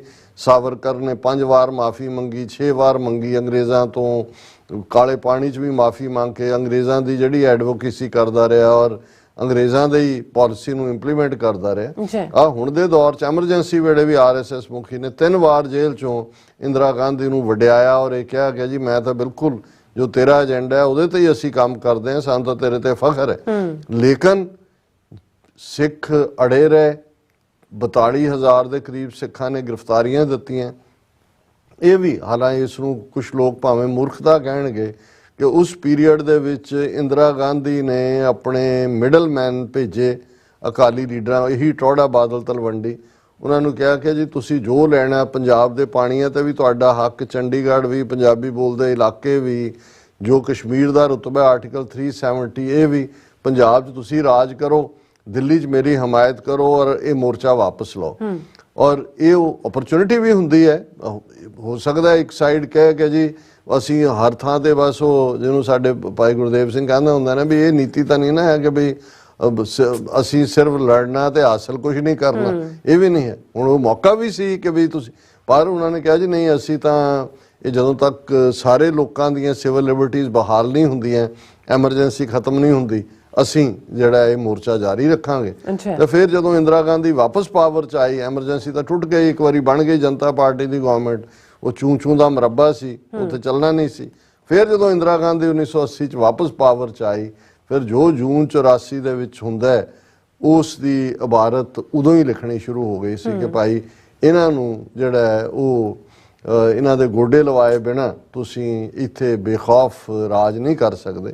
ਇਹੀ ਆਰਐਸਐਸ ਔਰ ਮੋਦੀ ਦਾ ਕਨਕਲੂਜਨ ਹੈ। ਸਾਡੇ ਵੀਰ ਸਰਨਦੀਪ ਸਿੰਘ ਜਿਹੜੇ ਪਹਿਲਾਂ ਆਸਟ੍ਰੇਲੀਆ ਵੀ ਔਰ ਕਿਡਨੀ ਵੀ ਕੈਨੇਡਾ ਵੀ ਸਾਨੂੰ ਲਗਾਤਾਰਤਾ ਦੇ ਨਾਲ ਲਿਖਦੇ ਰਹਿੰਦੇ ਨੇ। ਇਹਨਾਂ ਦੀ ਲਿਖਤ ਤਾਂ ਆਲਮੋਸਟ ਮੈਂ ਦੇਖਦਾ ਅੱਜ ਵੀ, ਮੈਂ ਜਦੋਂ ਪੜ੍ਹ ਰਿਹਾ ਸੀ ਦੁਬਾਰਾ ਕਿ ਵੀ ਹੁਣ ਤੱਕ ਕਈ ਦਿਨ ਗੁਜ਼ਰ ਚੁੱਕੇ ਨੇ ਕਿ ਵੀ ਉਹਦੀ, ਪਰ ਮੈਨੂੰ ਲੱਗਾ ਵੀ ਇਹ ਜਿਹੜਾ ਘਟਨਾਕ੍ਰਮ ਵਾਪਰ ਰਿਹਾ ਔਰ ਇਹਨਾਂ 18 ਮਾਰਚ ਤੋਂ ਬਾਅਦ ਅੱਜ 20 ਅਪ੍ਰੈਲ ਤੱਕ ਵਾਪਰਿਆ, ਇਹ ਬਿਲਕੁਲ ਰੈਲੇਵੈਂਟ ਹੈ ਕਿ ਏਜੰਸੀਆਂ ਦੀ ਗੇਮ ਕੀ ਹੈ। ਉਹਨਾਂ ਨੇ ਲਫ਼ਜ਼ ਜਿਹੜੇ ਲਫ਼ਜ਼ ਸਾਡੇ ਸਤਿਕਾਰਤ ਨੇ ਉਹਨਾਂ ਦੇ ਵੀ ਕਿਵੇਂ ਅਰਥ ਬਦਲੇ ਨੇ। ਔਰ ਮੈਂ ਬਿਨਾਂ ਆਪਣੀ ਬਹੁਤੀ ਕਾਮੈਂਟਰੀ ਕੀਤੇ, ਉਹਨਾਂ ਦੀ ਆਪਣੀ ਲਿਖਤ ਹੀ ਇੰਨੀ ਐਕਸਪਲਿਸਿਟ ਹੁੰਦੀ ਹੈ, ਇੰਨੀ ਜਿਹੜੀ ਹੈ ਉਹ ਬਿਲਕੁਲ ਆਪਣੇ ਅਰਥ ਆਪ ਹੀ ਐਕਸਪਲੇਨ ਕਰਦੀ ਹੁੰਦੀ ਹੈ। ਔਰ ਉਹਨਾਂ ਨੇ ਕਿਹਾ ਕਿ ਕਿਵੇਂ ਭਾਰਤੀ ਸਿਸਟਮ ਨੇ ਪਲਾਨ ਕਰਕੇ ਕੁਝ ਸ਼ਬਦਾਂ ਦੇ ਮਤਲਬ ਬਦਲ ਦਿੱਤੇ ਹਨ। ਜੋ ਸ਼ਬਦ ਸਿੱਖਾਂ ਦੇ ਦਿਮਾਗ ਵਿੱਚ ਸਦੀਆਂ ਤੋਂ ਵਸੇ ਸਨ ਤੇ ਉਹਨਾਂ ਦਾ ਮਤਲਬ ਕਿਵੇਂ ਪੀੜ੍ਹੀ ਦਰ ਪੀੜ੍ਹੀ ਪਲਾਨ ਕਰਕੇ ਬਦਲ ਦਿੱਤਾ ਗਿਆ। ਇਸ ਵਿੱਚ ਮੈਂ ਇੱਕ ਲਫ਼ਜ਼ ਲਿਖਣਾ ਭੁੱਲ ਗਿਆ ਸੀ, ਉਹ ਹੈ ਅਕਾਲੀ, ਕਿਉਂਕਿ ਇਹ ਕੰਟੀਨਿਊਟੀ ਹੈ ਇਹਨਾਂ ਦੀ ਪਹਿਲੀ ਲਿਖਤ ਦੀ ਜੋ ਅਸੀਂ ਡਿਸਕਸ ਕੀਤੀ ਸੀ। ਤੇ ਦੂਸਰਾ, ਏਜੰਸੀਆਂ ਨੇ ਇੱਕ ਹੋਰ ਨਵਾਂ ਜੋੜ ਦਿੱਤਾ ਹੈ। ਭਾਈ ਅੰਮ੍ਰਿਤਪਾਲ ਸਿੰਘ ਵਾਲੇ ਮਾਮਲੇ ਤੋਂ ਬਾਅਦ ਆਨੰਦਪੁਰ, ਜਿਸ ਨੂੰ ਪ੍ਰੋਪੇਗੈਂਡਾ ਕਰਕੇ ਬਦਨਾਮ ਕੀਤਾ ਗਿਆ ਕਿ ਆਨੰਦਪੁਰ ਤੋਂ ਖਾਲਿਸਤਾਨੀ ਅੱਤਵਾਦੀ ਪੈਦਾ ਹੁੰਦੇ ਹਨ ਜੋ ਦੇਸ਼ ਨੂੰ ਤੋੜਨਾ ਚਾਹੁੰਦੇ ਹਨ, ਭਾਵ ਆਨੰਦਪੁਰ ਦਾ ਮਤਲਬ ਦੇਸ਼ ਵਿਰੋਧੀ ਤਾਕਤ। ਔਰ ਇਹ ਬਿਲਕੁਲ ਇਹਨਾਂ ਨੇ ਠੀਕ ਕਿਹਾ। ਈਵਨ ਆਨੰਦਪੁਰ ਦਾ ਮਤਾ ਜਦੋਂ ਰਾਜੀਵ ਗਾਂਧੀ ਨੇ ਇੰਦਰਾ ਗਾਂਧੀ ਦੇ ਮਾਰੇ ਜਾਣ ਤੋਂ ਬਾਅਦ ਸਾਰੇ ਭਾਰਤ ਭਰ ਦੇ ਵਿੱਚ ਜਿਹੜਾ ਉਹ ਸਿੱਖਾਂ ਦੇ ਖਿਲਾਫ ਨਫ਼ਰਤ ਫੈਲਾਈ ਤੇ ਆਨੰਦਪੁਰ ਦੇ ਮਤੇ ਨੂੰ ਵੱਖਵਾਦੀ ਦੇਸ਼ ਨੂੰ ਤੋੜਨ ਵਾਲਾ ਮਤਾ ਦੱਸਿਆ। ਹਾਲਾਂਕਿ ਆਨੰਦਪੁਰ ਦੇ ਮਤੇ 'ਚ ਕੋਈ ਖਾਲਿਸਤਾਨ ਲਫ਼ਜ਼ ਨਹੀਂ ਸੀ, ਖਾਲਸਾ ਜੀ ਕੇ ਬੋਲਬਾਲੇ ਸੀ, ਪਰ ਉਹ ਭਾਰਤ ਨੂੰ ਇੱਕ ਫੈਡਰਲ ਢਾਂਚਾ ਬਣਾਉਣ ਦੀ ਗੱਲ ਸੀ। ਇਹ ਤਾਂ ਰਾਜੀਵ ਗਾਂਧੀ ਨੇ ਕੀਤਾ। ਹੁਣ ਅਜੇ ਪਿਛਲੇ ਹਫਤੇ ਪ੍ਰੋਟੈਸਟ ਕਰਦੇ ਹਟੇ ਨੇ ਅਕਾਲੀ ਲੀਡਰ ਕਿ NCERT ਦਾ ਜਿਹੜੀਆਂ ਸਿਲੇਬਸ ਦੀਆਂ ਕਿਤਾਬਾਂ ਆਈਆਂ ਨੇ ਉਹਨਾਂ ਸਾਰਿਆਂ 'ਚ ਇਹ ਲਿਖਿਆ ਹੋਇਆ ਕਿ ਜੀ ਆਨੰਦਪੁਰ ਦਾ ਮਤਾ ਇੰਦਰਾ ਗਾਂਧੀ ਨੇ ਤਾਂ ਦੇਸ਼ ਨੂੰ ਬਚਾ ਲਿਆ, ਕਿਉਂਕਿ ਆਨੰਦਪੁਰ ਦਾ ਮਤਾ ਜਿਹੜਾ ਇਹ ਤਾਂ ਦੇਸ਼ ਦਾ ਵਿਭਾਜਨ ਕਰਕੇ ਇੱਕ ਹੋਰ ਪਾਕਿਸਤਾਨ ਬਣਾਉਣ ਵਾਲਾ ਸੀ। ਹੁਣ ਜਦੋਂ 5-6 ਜਿਹੜੇ ਪਰਸਨਲ ਸਿਕਿਉਰਿਟੀ ਗਾਰਡ, ਸ਼ਾਇਦ ਮੈਕਸਿਮਮ 7 ਭਾਈ ਅੰਮ੍ਰਿਤਪਾਲ ਸਿੰਘ ਦੇ ਸੀ, ਉਹਨੂੰ ਆਨੰਦਪੁਰ ਦੀ ਫੌਜ ਤੇ ਪਤਾ ਨਹੀਂ ਕੀ ਨਾਂ ਦਿੱਤਾ ਗਿਆ। ਹੁਣ ਕਿਉਂਕਿ ਆਨੰਦਪੁਰ ਚੋਂ ਆਨੰਦ ਨਿਕਲਦਾ ਹੈ, ਸਿੱਖੀ ਦਾ ਧੁਰਾ ਹੈ, ਖਾਲਸੇ ਦਾ ਜਨਮ ਸਥਾਨ ਹੈ, ਸੋ ਇਹਨਾਂ ਨੇ ਆਨੰਦਪੁਰ ਨੂੰ ਵੀ ਜਿਸ ਅੰਦਾਜ਼ ਦੇ ਵਿੱਚ ਈਵਨ ਭਾਈ ਅੰਮ੍ਰਿਤਪਾਲ ਸਿੰਘ ਨਾਲ ਜੋੜ ਕੇ ਆਨੰਦਪੁਰ ਦੀ ਫੌਜ ਦੇ ਨਾਂ ਥੱਲੇ ਕੁਝ ਹੋਰ ਬਣਾ ਕੇ ਜਿਹੜਾ ਉਹ ਪੂਰਾ ਬਦਨਾਮ ਕਰਨ ਦੀ ਲਾਈਨ ਹੈ। ਫਿਰ ਉਹਨਾਂ ਨੇ ਕਿਹਾ ਕਿ ਭਾਈ ਇਹ ਜਿਵੇਂ ਭਾਈ ਅੰਮ੍ਰਿਤਪਾਲ ਸਿੰਘ ਨਾਲ ਛਾਪੇਮਾਰੀ ਕੀਤੀ ਗਈ ਇਹ ਬਿਲਕੁਲ ਗਲਤ ਹੈ। ਕਾਨੂੰਨ ਦੇ ਹਿਸਾਬ ਨਾਲ ਪਹਿਲਾਂ FIR ਹੁੰਦੀ ਹੈ, ਫਿਰ ਪੁਲਿਸ ਸਬੂਤ ਇਕੱਠੇ ਕਰਕੇ ਅਦਾਲਤ ਪੇਸ਼ ਕਰਦੀ ਹੈ, ਐਵੀਡੈਂਸ ਜੈਨੂਇਨ ਹੋਏ ਫਿਰ ਜੱਜ ਅਰੈਸਟ ਵਾਰੰਟ ਇਸ਼ੂ ਕਰਦਾ ਹੈ ਤੇ ਫਿਰ ਗ੍ਰਿਫਤਾਰੀ ਕਰਦੀ ਹੈ। ਪਰ ਭਾਈ ਸਾਹਿਬ ਦੇ ਮਾਮਲੇ 'ਚ ਪੁਲਿਸ ਤੇ ਕੇਂਦਰ ਦੀਆਂ ਏਜੰਸੀਆਂ ਨੇ ਘਾਤ ਲਗਾ ਕੇ ਹਮਲਾ ਕੀਤਾ। ਜਿਨ੍ਹਾਂ ਨੂੰ ਗ੍ਰਿਫਤਾਰ ਕੀਤਾ ਉਹ ਗ੍ਰਿਫਤਾਰ ਨਹੀਂ ਕੀਤਾ, ਉਹਨਾਂ ਨੂੰ ਕਿਡਨੈਪ ਕੀਤਾ। ਇਹ ਪੋਲੀਟੀਕਲੀ ਮੋਟੀਵੇਟਡ ਕਰਤੂਤ ਹੈ ਜਿਸ ਚੋਂ ਸਰਕਾਰ ਇਹ ਫਾਇਦੇ ਕੱਢ ਰਹੀ ਹੈ ਜਾਂ ਕੱਢੇਗੀ। ਪਹਿਲਾ, ਪੰਜਾਬ ਵਿੱਚੋਂ ਨਸ਼ਿਆਂ ਦਾ ਵਿਰੋਧ ਕਰਨ ਵਾਲੀ ਆਵਾਜ਼ ਬੰਦ ਹੋ ਗਈ ਤੇ ਏਜੰਸੀਆਂ ਅਤੇ ਚਿੱਟਾ ਵੇਚਣ ਵਾਲੇ ਲੀਡਰਾਂ ਦਾ ਰਸਤਾ ਸਾਫ਼ ਹੋ ਗਿਆ। ਬਿਲਕੁਲ, ਕਿਉਂਕਿ ਸਭ ਤੋਂ ਜ਼ਿਆਦਾ ਤਕਲੀਫ ਬਿਕਰਮ ਮਜੀਠੀਆ ਜਾਂ ਦੂਜੇ ਐਵੇਂ ਨਹੀਂ ਸੀ ਬੋਲੇ, ਸਾਰਾ ਡਰੱਗ ਕਾਰਟਲ ਇਹਨਾਂ ਦਾ। ਔਰ ਜਿਵੇਂ ਇਹ ਖਬਰਾਂ ਨੇ 60,000 ਕਰੋੜ ਦੀ ਐਨੂਅਲ ਪੰਜਾਬ ਦੇ ਵਿੱਚ ਡਰੱਗ ਇੰਡਸਟਰੀ ਹੈ। ਅੱਛਾ, ਹੁਣ ਇਹ ਪੰਜਾਬ ਦੇ ਬਜਟ ਤੋਂ ਕਿੰਨੇ ਗੁਣਾ ਵੱਧ ਹੈ। ਸੋ ਇਹ ਸਾਰਿਆਂ ਨੂੰ ਲੱਗਾ ਕਿ ਭਾਈ ਅੰਮ੍ਰਿਤਪਾਲ ਸਿੰਘ ਨੂੰ ਚੁੱਪ ਕਰਾ ਦੇਣਾ ਜਿਹੜਾ ਹੈ, ਉਹਦੇ ਨਾਲ ਸਾਡਾ ਜਿਹੜਾ ਧੰਦਾ ਬਚ ਗਿਆ। ਬਿਲਕੁਲ। ਫਿਰ ਉਹਨਾਂ ਨੇ ਕਿਹਾ ਕਿ ਭਾਈ ਲੋਕਾਂ ਨੂੰ, ਉਹਨਾਂ ਨੇ ਆਮ ਆਦਮੀ ਪਾਰਟੀ ਨੂੰ ਉਹਨਾਂ ਨੇ ਮੂਰਖ ਆਦਮੀ ਪਾਰਟੀ ਕਿਹਾ। ਉਹਨਾਂ ਨੇ ਕਿਹਾ ਜੀ ਇਹਨਾਂ ਦਾ ਵੀ ਖਤਮ ਕਰਤਾ ਜਿੰਨਾ ਕੁ ਵੀ ਔ ਮਾੜਾ ਮੋਟਾ ਸੀ, ਬਾਕੀ ਪਾਰਟੀਆਂ ਵੈਸੇ ਹੀ ਰੈਲੇਵੈਂਟ ਨੇ, ਤੇ ਬੀਜੇਪੀ ਉਸ ਕਨਫਿਊਜ਼ਨ ਦੇ ਵਿੱਚ ਵਾਪਸ ਆਪਣਾ ਰਾਹ ਪੱਧਰਾ ਕਰ ਸਕਦੀ ਹੈ। 3, ਪੰਜਾਬ ਵਿੱਚੋਂ ਹੱਕ ਮੰਗਣ ਵਾਲੀ ਆਵਾਜ਼ ਹੌਲੀ ਹੋ ਗਈ ਕਿਉਂਕਿ ਲੋਕਾਂ ਵਿੱਚ ਖੌਫ ਪੈਦਾ ਕੀਤਾ ਗਿਆ ਫਲੈਗ ਮਾਰਚ ਕਰਕੇ ਤੇ ਘਰ ਘਰ ਗੈਰ ਕਾਨੂੰਨੀ ਤਲਾਸ਼ੀ ਕਰਕੇ, ਕਿ ਜਿਹੜੀ ਪੰਜਾਬ 'ਚ ਇੱਕ ਵੇਵ ਬਣੀ ਸੀ ਆਪਣੇ ਹੱਕਾਂ ਲਈ, ਉਸ ਨੂੰ ਇੱਕ ਖੌਫ ਦੇ ਵਿੱਚ ਬਦਲ ਦਿੱਤਾ ਗਿਆ। ਫਿਰ ਉਹਨਾਂ ਨੇ ਹੈਡਿੰਗ ਦਿੱਤਾ ਹੈ ਕਿ ਵੀ ਏਜੰਸੀਆਂ ਦੇ ਕੰਮ ਕਰਨ ਦਾ ਪੈਟਰਨ ਕੀ ਹੈ। ਪਹਿਲੇ ਸਰਕਾਰ ਨੇ ਆਦੇਸ਼ ਜਾਰੀ ਕੀਤਾ ਕਿ ਸੋਸ਼ਲ ਮੀਡੀਆ ਉੱਤੇ ਹਥਿਆਰਾਂ ਦਾ ਵਿਖਾਵਾ ਨਹੀਂ ਕਰ ਸਕਦੇ ਕਿਉਂਕਿ ਹਥਿਆਰ ਸਾਰੇ ਲਾਇਸੈਂਸੀ ਸਨ ਤੇ ਬਹਾਨਾ ਹੈ ਹੀ ਕੋਈ ਨਹੀਂ ਸੀ ਅਰੈਸਟ ਕਰਨ ਦਾ।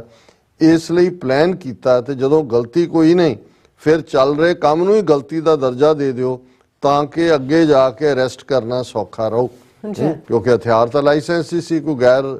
ਫਿਰ ਉਹਨਾਂ ਨੇ ਕਿਹਾ ਫਿਰ ਜਾਣ ਬੁੱਝ ਕੇ ਆਪਣੇ ਇੱਕ ਬੰਦੇ ਕੋਲੋਂ ਭਾਈ ਅੰਮ੍ਰਿਤਪਾਲ ਸਿੰਘ ਸਾਹਿਬ ਦੇ, ਭਾਈ ਅੰਮ੍ਰਿਤਪਾਲ ਸਿੰਘ ਦੇ ਖਿਲਾਫ ਫਰਜ਼ੀ FIR ਦਰਜ ਕਰਵਾਈ ਜਿਸ ਦਾ ਸਾਰਾ ਰਿਕਾਰਡ PGI 'ਚ ਤਿਆਰ ਕੀਤਾ ਗਿਆ ਕਿ ਇਸ ਦੀ ਦਿਮਾਗੀ ਹਾਲਤ ਠੀਕ ਨਹੀਂ, ਇੱਕ ਬੈਕਅਪ ਪਲਾਨ। ਇਹ ਸਿਰਫ ਭਾਈ ਸਾਹਿਬ ਨੂੰ ਚੈੱਕ ਕਰਨਾ ਚਾਹੁੰਦੇ ਸੀ ਕਿ ਭਲਾ ਭਾਈ ਸਾਹਿਬ ਹੋਣੀ ਬਰਦਾਸ਼ਤ ਕਰਦੇ ਨੇ ਕਿ ਨਹੀਂ। ਮਕਸਦ ਸਿਰਫ ਏਜੰਸੀਆਂ ਨੇ ਬੰਦੇ ਨੂੰ ਪਰਖ ਕੇ ਵੇਖਣਾ ਹੁੰਦਾ ਹੈ ਕਿ ਝੁਕਦਾ ਹੈ ਕਿ ਨਹੀਂ, ਤੇ ਰਿਐਕਸ਼ਨ ਚੈੱਕ ਕਰਨਾ ਹੁੰਦਾ ਹੈ। ਇਸ ਨੂੰ ਏਜੰਸੀਆਂ ਦੀ ਭਾਸ਼ਾ ਵਿੱਚ ਬੇਟ ਕਹਿੰਦੇ ਨੇ। ਹੁਣ ਜਿਵੇਂ ਅਸੀਂ ਮੱਛੀ ਫੜਨ ਦੇ ਲਈ ਉਹਨੂੰ ਵੀ ਜੋ ਰੱਖਿਆ ਜਾਂਦਾ ਉਹਨੂੰ ਬੇਟ ਕਿਹਾ ਜਾਂਦਾ ਹੈ, ਜਾਂ ਚੂਹਾ ਉਸ ਦੇ ਵਿੱਚ ਕੜਿੱਕੀ 'ਚ ਫਸਾਉਣ ਲਈ ਉਹ ਵੀ ਬੇਟ ਹੈ। ਮੱਛੀ ਬੇਟ ਕਹਿੰਦੇ ਨੇ ਕਿ ਮੱਛੀ ਕੁੰਡੀ 'ਚ ਫਸਦੀ ਹੈ ਕਿ ਨਹੀਂ। ਸਿੱਖ ਕੁੰਡੀ ਵਿੱਚ ਫਸ ਗਏ ਜਦ ਅਜਨਾਲਾ ਥਾਣੇ ਵਿੱਚ ਆਪਣੇ ਨਿਰਦੋਸ਼ ਸਾਥੀ ਨੂੰ ਪੁਲਿਸ ਕੋਲੋਂ ਛਡਾਉਣ ਗਏ, ਬਸ ਮੀਡੀਆ ਤੇ ਸਰਕਾਰ ਨੂੰ ਬਹਾਨਾ ਮਿਲ ਗਿਆ ਕਿ ਸਿੱਖਾਂ ਨੇ ਥਾਣੇ ਤੇ ਹਮਲਾ ਕਰ ਦਿੱਤਾ, ਪੰਜਾਬ ਵਿੱਚ ਕੋਈ ਕਾਨੂੰਨ ਨਹੀਂ, ਸਿੱਖਾਂ ਨੇ ਕਾਨੂੰਨ ਤੋੜ ਦਿੱਤਾ, ਖਾਲਿਸਤਾਨੀ ਆ ਗਏ, ਦੇਸ਼ ਨੂੰ ਖਤਰਾ।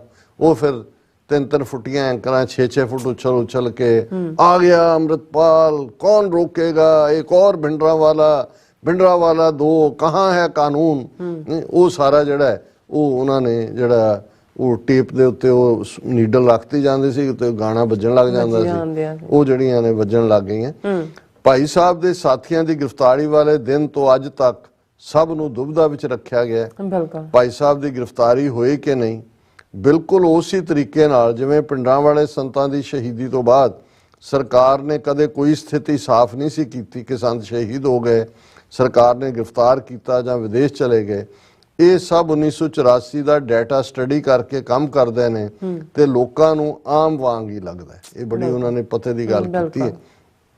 ਇਸ ਦੁਬਿਧਾ ਦਾ ਮਕਸਦ ਸਿਰਫ ਜਨਤਾ ਵਿੱਚ ਸਾਈਕੋਲੋਜੀਕਲ ਕਨਫਿਊਜ਼ਨ ਪੈਦਾ ਕਰਨਾ ਹੁੰਦਾ ਹੈ ਕਿਉਂਕਿ ਇਸ ਨਾਲ ਲੋਕ ਇਕਜੁੱਟ ਨਹੀਂ ਹੋ ਪਾਉਂਦੇ ਤੇ ਸਿਆਸੀ ਲੋਕ ਇਸ ਵਿੱਚੋਂ ਆਪਣੀ ਰੋਟੀ ਸੇਕਦੇ ਰਹਿੰਦੇ ਨੇ।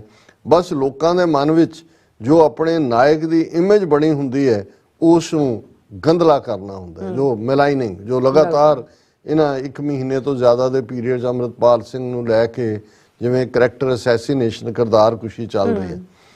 ਹੁਣ ਜੋ ਕੁਝ ਵੀ ਮੀਡੀਆ ਨੇ ਬਕਵਾਸ ਕੀਤੀ ਹੈ ਕਿ ਉਹ ਭਗੌੜਾ ਹੋ ਗਿਆ, ਅੱਜ ਇਸ ਜਨਾਨੀ ਦੇ ਘਰ ਰੁਕ ਗਿਆ ਸੀ, ਕੱਲ ਰਾਤੀ ਕਿਸੇ ਹੋਰ ਜਨਾਨੀ ਕੋਲ ਸੀ, ਕੇਸ ਕਤਲ ਕਰਵਾ ਲਏ, ਭੇਸ ਬਦਲ ਲਿਆ, ਇਹ ਸਭ ਬਕਵਾਸ ਦੇ ਗਿਣ ਮਿੱਥ ਕੇ ਕੀਤਾ ਹੁੰਦਾ ਹੈ ਤਾਂ ਕਿ ਬਾਅਦ ਵਿੱਚ ਭਾਈ ਸਾਹਿਬ ਦੀ ਸਿੰਘਣੀ ਕੋਲੋਂ ਇਹ ਸਭ ਲੀਡਿੰਗ ਕੁਐਸਚਨ ਕੀਤੇ ਜਾਣ ਕਿ ਫਲਾਣੀ ਜਨਾਨੀ ਭਾਈ ਸਾਹਿਬ ਨੂੰ ਕਿਵੇਂ ਮਿਲੀ, ਕਿਵੇਂ ਜਾਣਦੀ ਹੈ, ਘਰਵਾਲੀ ਆਪਣੇ ਘਰਵਾਲੇ ਤੇ ਸ਼ੱਕ ਕਰਨ ਲੱਗ ਜਾਏ, ਅੱਕ ਕੇ ਕੋਈ ਇਹੋ ਜਿਹਾ ਬਿਆਨ ਦੇਵੇ ਜੋ ਪਤੀ ਦੇ ਖਿਲਾਫ ਜਾਏ, ਫਿਰ ਕੋਈ ਸਟੈਪ ਚੁੱਕੇ ਜਿਸ ਨਾਲ ਘਰ ਵਿੱਚ ਫੁੱਟ ਪੈ ਜਾਏ, ਏਜੰਸੀਆਂ ਨੂੰ ਸੁਰਾਗ ਮਿਲ ਜਾਏ, ਮੀਡੀਆ ਨੂੰ ਮਸਾਲਾ ਮਿਲਿਆ ਵੇਖ ਕੇ ਜਿਹੜਾ ਉਹ ਆਪਣਾ ਇਸ ਚੋਂ ਫਾਇਦਾ ਕੱਢਣ ਕਿ ਭਾਈ ਦੇਖੋ ਇਹਨੇ ਸਿੱਖਾਂ ਦੀ ਨੁਮਾਇੰਦਗੀ ਕਰਨੀ ਹੈ ਤਾਂ ਕਰੈਕਟਰ ਵੀ ਠੀਕ ਨਹੀਂ।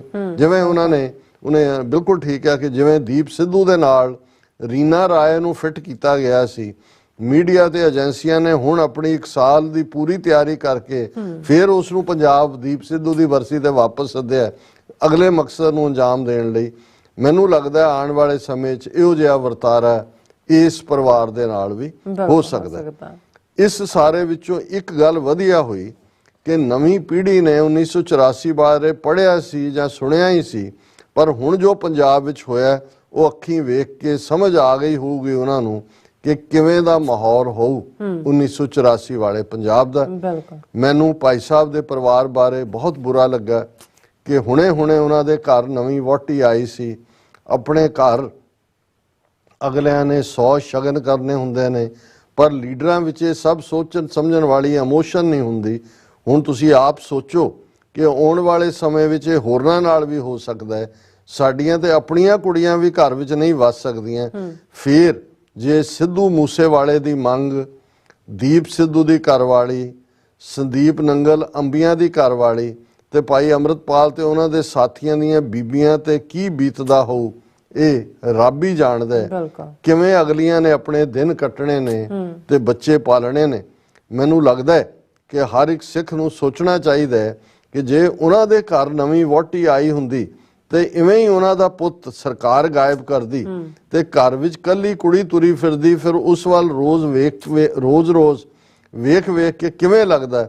ਫਿਰ ਕੀ ਟਿਕ ਕੇ ਘਰ ਬੈਠਣ ਨੂੰ ਦਿਲ ਕਰਦਾ? ਫਿਰ ਕੀ ਸਮਝ ਆਉਂਦੀ? ਆਜ਼ਾਦ ਹੋ ਕੇ ਗੁਲਾਮ।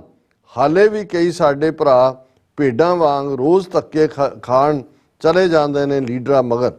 ਫਿਰ ਉਹਨਾਂ ਨੇ ਅਖੀਰ 'ਚ ਭਗੌੜਾ ਲਫ਼ਜ਼ ਦੇ ਉੱਤੇ ਵੀ ਕਿਹਾ ਕਿ ਮੀਡੀਆ ਵੱਲੋਂ ਪ੍ਰਚਾਰੇ ਭਗੌੜੇ ਸ਼ਬਦ ਦਾ ਜਵਾਬ ਜਦੋਂ ਬੰਦਾ ਆਪਣੇ ਧਰਮ ਤੋਂ ਭਗੌੜਾ ਹੋ ਜਾਏ, ਧਰਮ ਦੀ ਰੱਖਿਆ ਕਰਨ ਤੋਂ ਭਗੌੜਾ ਹੋਵੇ, ਆਪਣੀ ਜਨਾਨੀ ਤੋਂ ਭਗੌੜਾ ਹੋਵੇ, ਪੜ੍ਹਾਈ ਲਿਖਾਈ ਤੋਂ ਭਗੌੜਾ ਹੋਵੇ, ਜਨਤਾ ਦੀ ਸੇਵਾ ਤੋਂ ਭਗੌੜਾ ਹੋਵੇ, ਵਾਅਦਿਆਂ ਤੋਂ ਭਗੌੜਾ ਹੋਵੇ, ਸਮਾਜਿਕ ਜ਼ਿੰਮੇਵਾਰੀਆਂ ਤੋਂ ਭਗੌੜਾ ਹੋਵੇ, ਅਕਲ ਤੋਂ ਭਗੌੜਾ ਹੋਵੇ, ਫਿਰ ਉਹ ਭਾਰਤ ਦੀ ਸਿਆਸਤ ਚਲਾ ਜਾਂਦਾ ਕਿ ਉਹ ਇਹ ਸਭ ਤੋਂ ਸੇਫ ਜਗ੍ਹਾ ਹੁੰਦੀ ਹੈ। ਉੱਥੇ ਸਾਰੇ ਭਗੌੜੇ ਚੱਲ ਜਾਂਦੇ ਨੇ। ਬਸ ਇੱਕ ਗੁਣ ਹੋਣਾ ਚਾਹੀਦਾ ਹੈ ਕਿ ਕੈਮਰਾ ਦੇਖ ਕੇ ਤੁਰੰਤ ਭੌਂਕਣ ਲੱਗ ਪਵੇ। ਇਹ ਅਸਲੀ, ਪਰ ਇਹ ਉੱਥੇ ਵੀ ਨਹੀਂ ਟਿਕ ਸਕਦੇ। ਅੱਜ ਕਿਤੇ ਰੈਲੀ ਤੇ ਕੱਲ ਕਿਤੇ ਹੋਰ ਰੈਲੀ, ਫਿਰ ਇੱਕ ਦਿਨ ਆਪਣੀ ਹੀ ਪਾਰਟੀ ਤੋਂ ਭਗੌੜੇ ਹੋ ਕੇ ਫਿਰ ਦੂਸਰੀ ਪਾਰਟੀ, ਫਿਰ ਤੀਸਰੀ ਪਾਰਟੀ। ਔਰ ਫਿਰ ਉਹਨਾਂ ਨੇ ਕਿਹਾ ਕਿ ਮੈਨੂੰ ਲੱਗਦਾ ਕਿ ਇਸ ਈਮੇਲ ਨਾਲ ਭਾਰਤੀ ਲੀਡਰਾਂ ਤੇ ਮੀਡੀਆ ਨੂੰ ਭਗੌੜੇ ਸ਼ਬਦ ਦਾ ਮਤਲਬ ਪਤਾ ਲੱਗ ਹੀ ਜਾਓ ਕਿ ਭਗੌੜਾ ਕੀ ਹੁੰਦਾ। ਤੇ ਜੇ ਨਾ ਸਮਝ ਆਈ ਤਾਂ ਫਿਰ ਕਿਸੇ ਦਿਨ ਇਸ ਦਾ ਫਿਰ ਜਵਾਬ ਦੇਵਾਂਗੇ ਕਿ ਮੈਨੂੰ ਉਹਨਾਂ ਨੇ ਫਿਰ ਅਖੀਰ 'ਚ ਮੈਨੂੰ ਹੈਰਾਨੀ ਹੁੰਦੀ ਹੈ ਕਿ ਬਾਹਰ ਵਾਲੇ ਤੇ ਬਕਵਾਸ ਕਰਨ, ਬਾਦਲ ਦਲ ਦੇ ਡਾਕੂਆਂ ਦੀ ਰਾਣੀ ਵੀ ਭਾਈ ਸਾਹਿਬ ਖਿਲਾਫ ਬੋਲਦੀ ਸੀ, ਮਿਸਿਸ ਬੈਂਡਿਟ क्वीन। जी डॉक्टर साहब ਤੁਹਾਡਾ ਬਹੁਤ ਸ਼ੁਕਰੀਆ। ਸਾਥ ਨੇ ਬ੍ਰੇਕ ਵਿਊਅਰਸ तो सन इसी तरह बने रहना। मिलते हैं छोटे जे वक्त विद बात।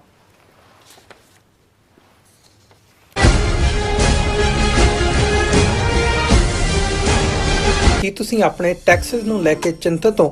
ਤੁਸੀਂ ਆਪਣੀ ਕਮਾਈ ਲਈ ਮਿਹਨਤ ਕਰਦੇ ਹੋ, ਭਾਵੇਂ ਤੁਸੀਂ ਨੌਕਰੀ ਵਿੱਚ ਹੋਵੋ ਜਾਂ ਆਪਣਾ ਬਿਜ਼ਨਸ ਚਲਾਉਂਦੇ ਹੋ। ਜਦੋਂ ਟੈਕਸ ਭਰਨ ਦਾ ਸਮਾਂ ਆਉਂਦਾ ਤਾਂ ਤੁਹਾਨੂੰ ਇੱਕ ਭਰੋਸੇਯੋਗ ਟੈਕਸ ਅਕਾਊਂਟੈਂਟ ਦੀ ਲੋੜ ਹੈ ਜੋ ਟੈਕਸ ਬੈਲੈਂਸ ਦਾ ਤੁਹਾਡੇ ਪੱਖ ਵਿੱਚ ਜਾਣਾ ਯਕੀਨੀ ਬਣਾਵੇ।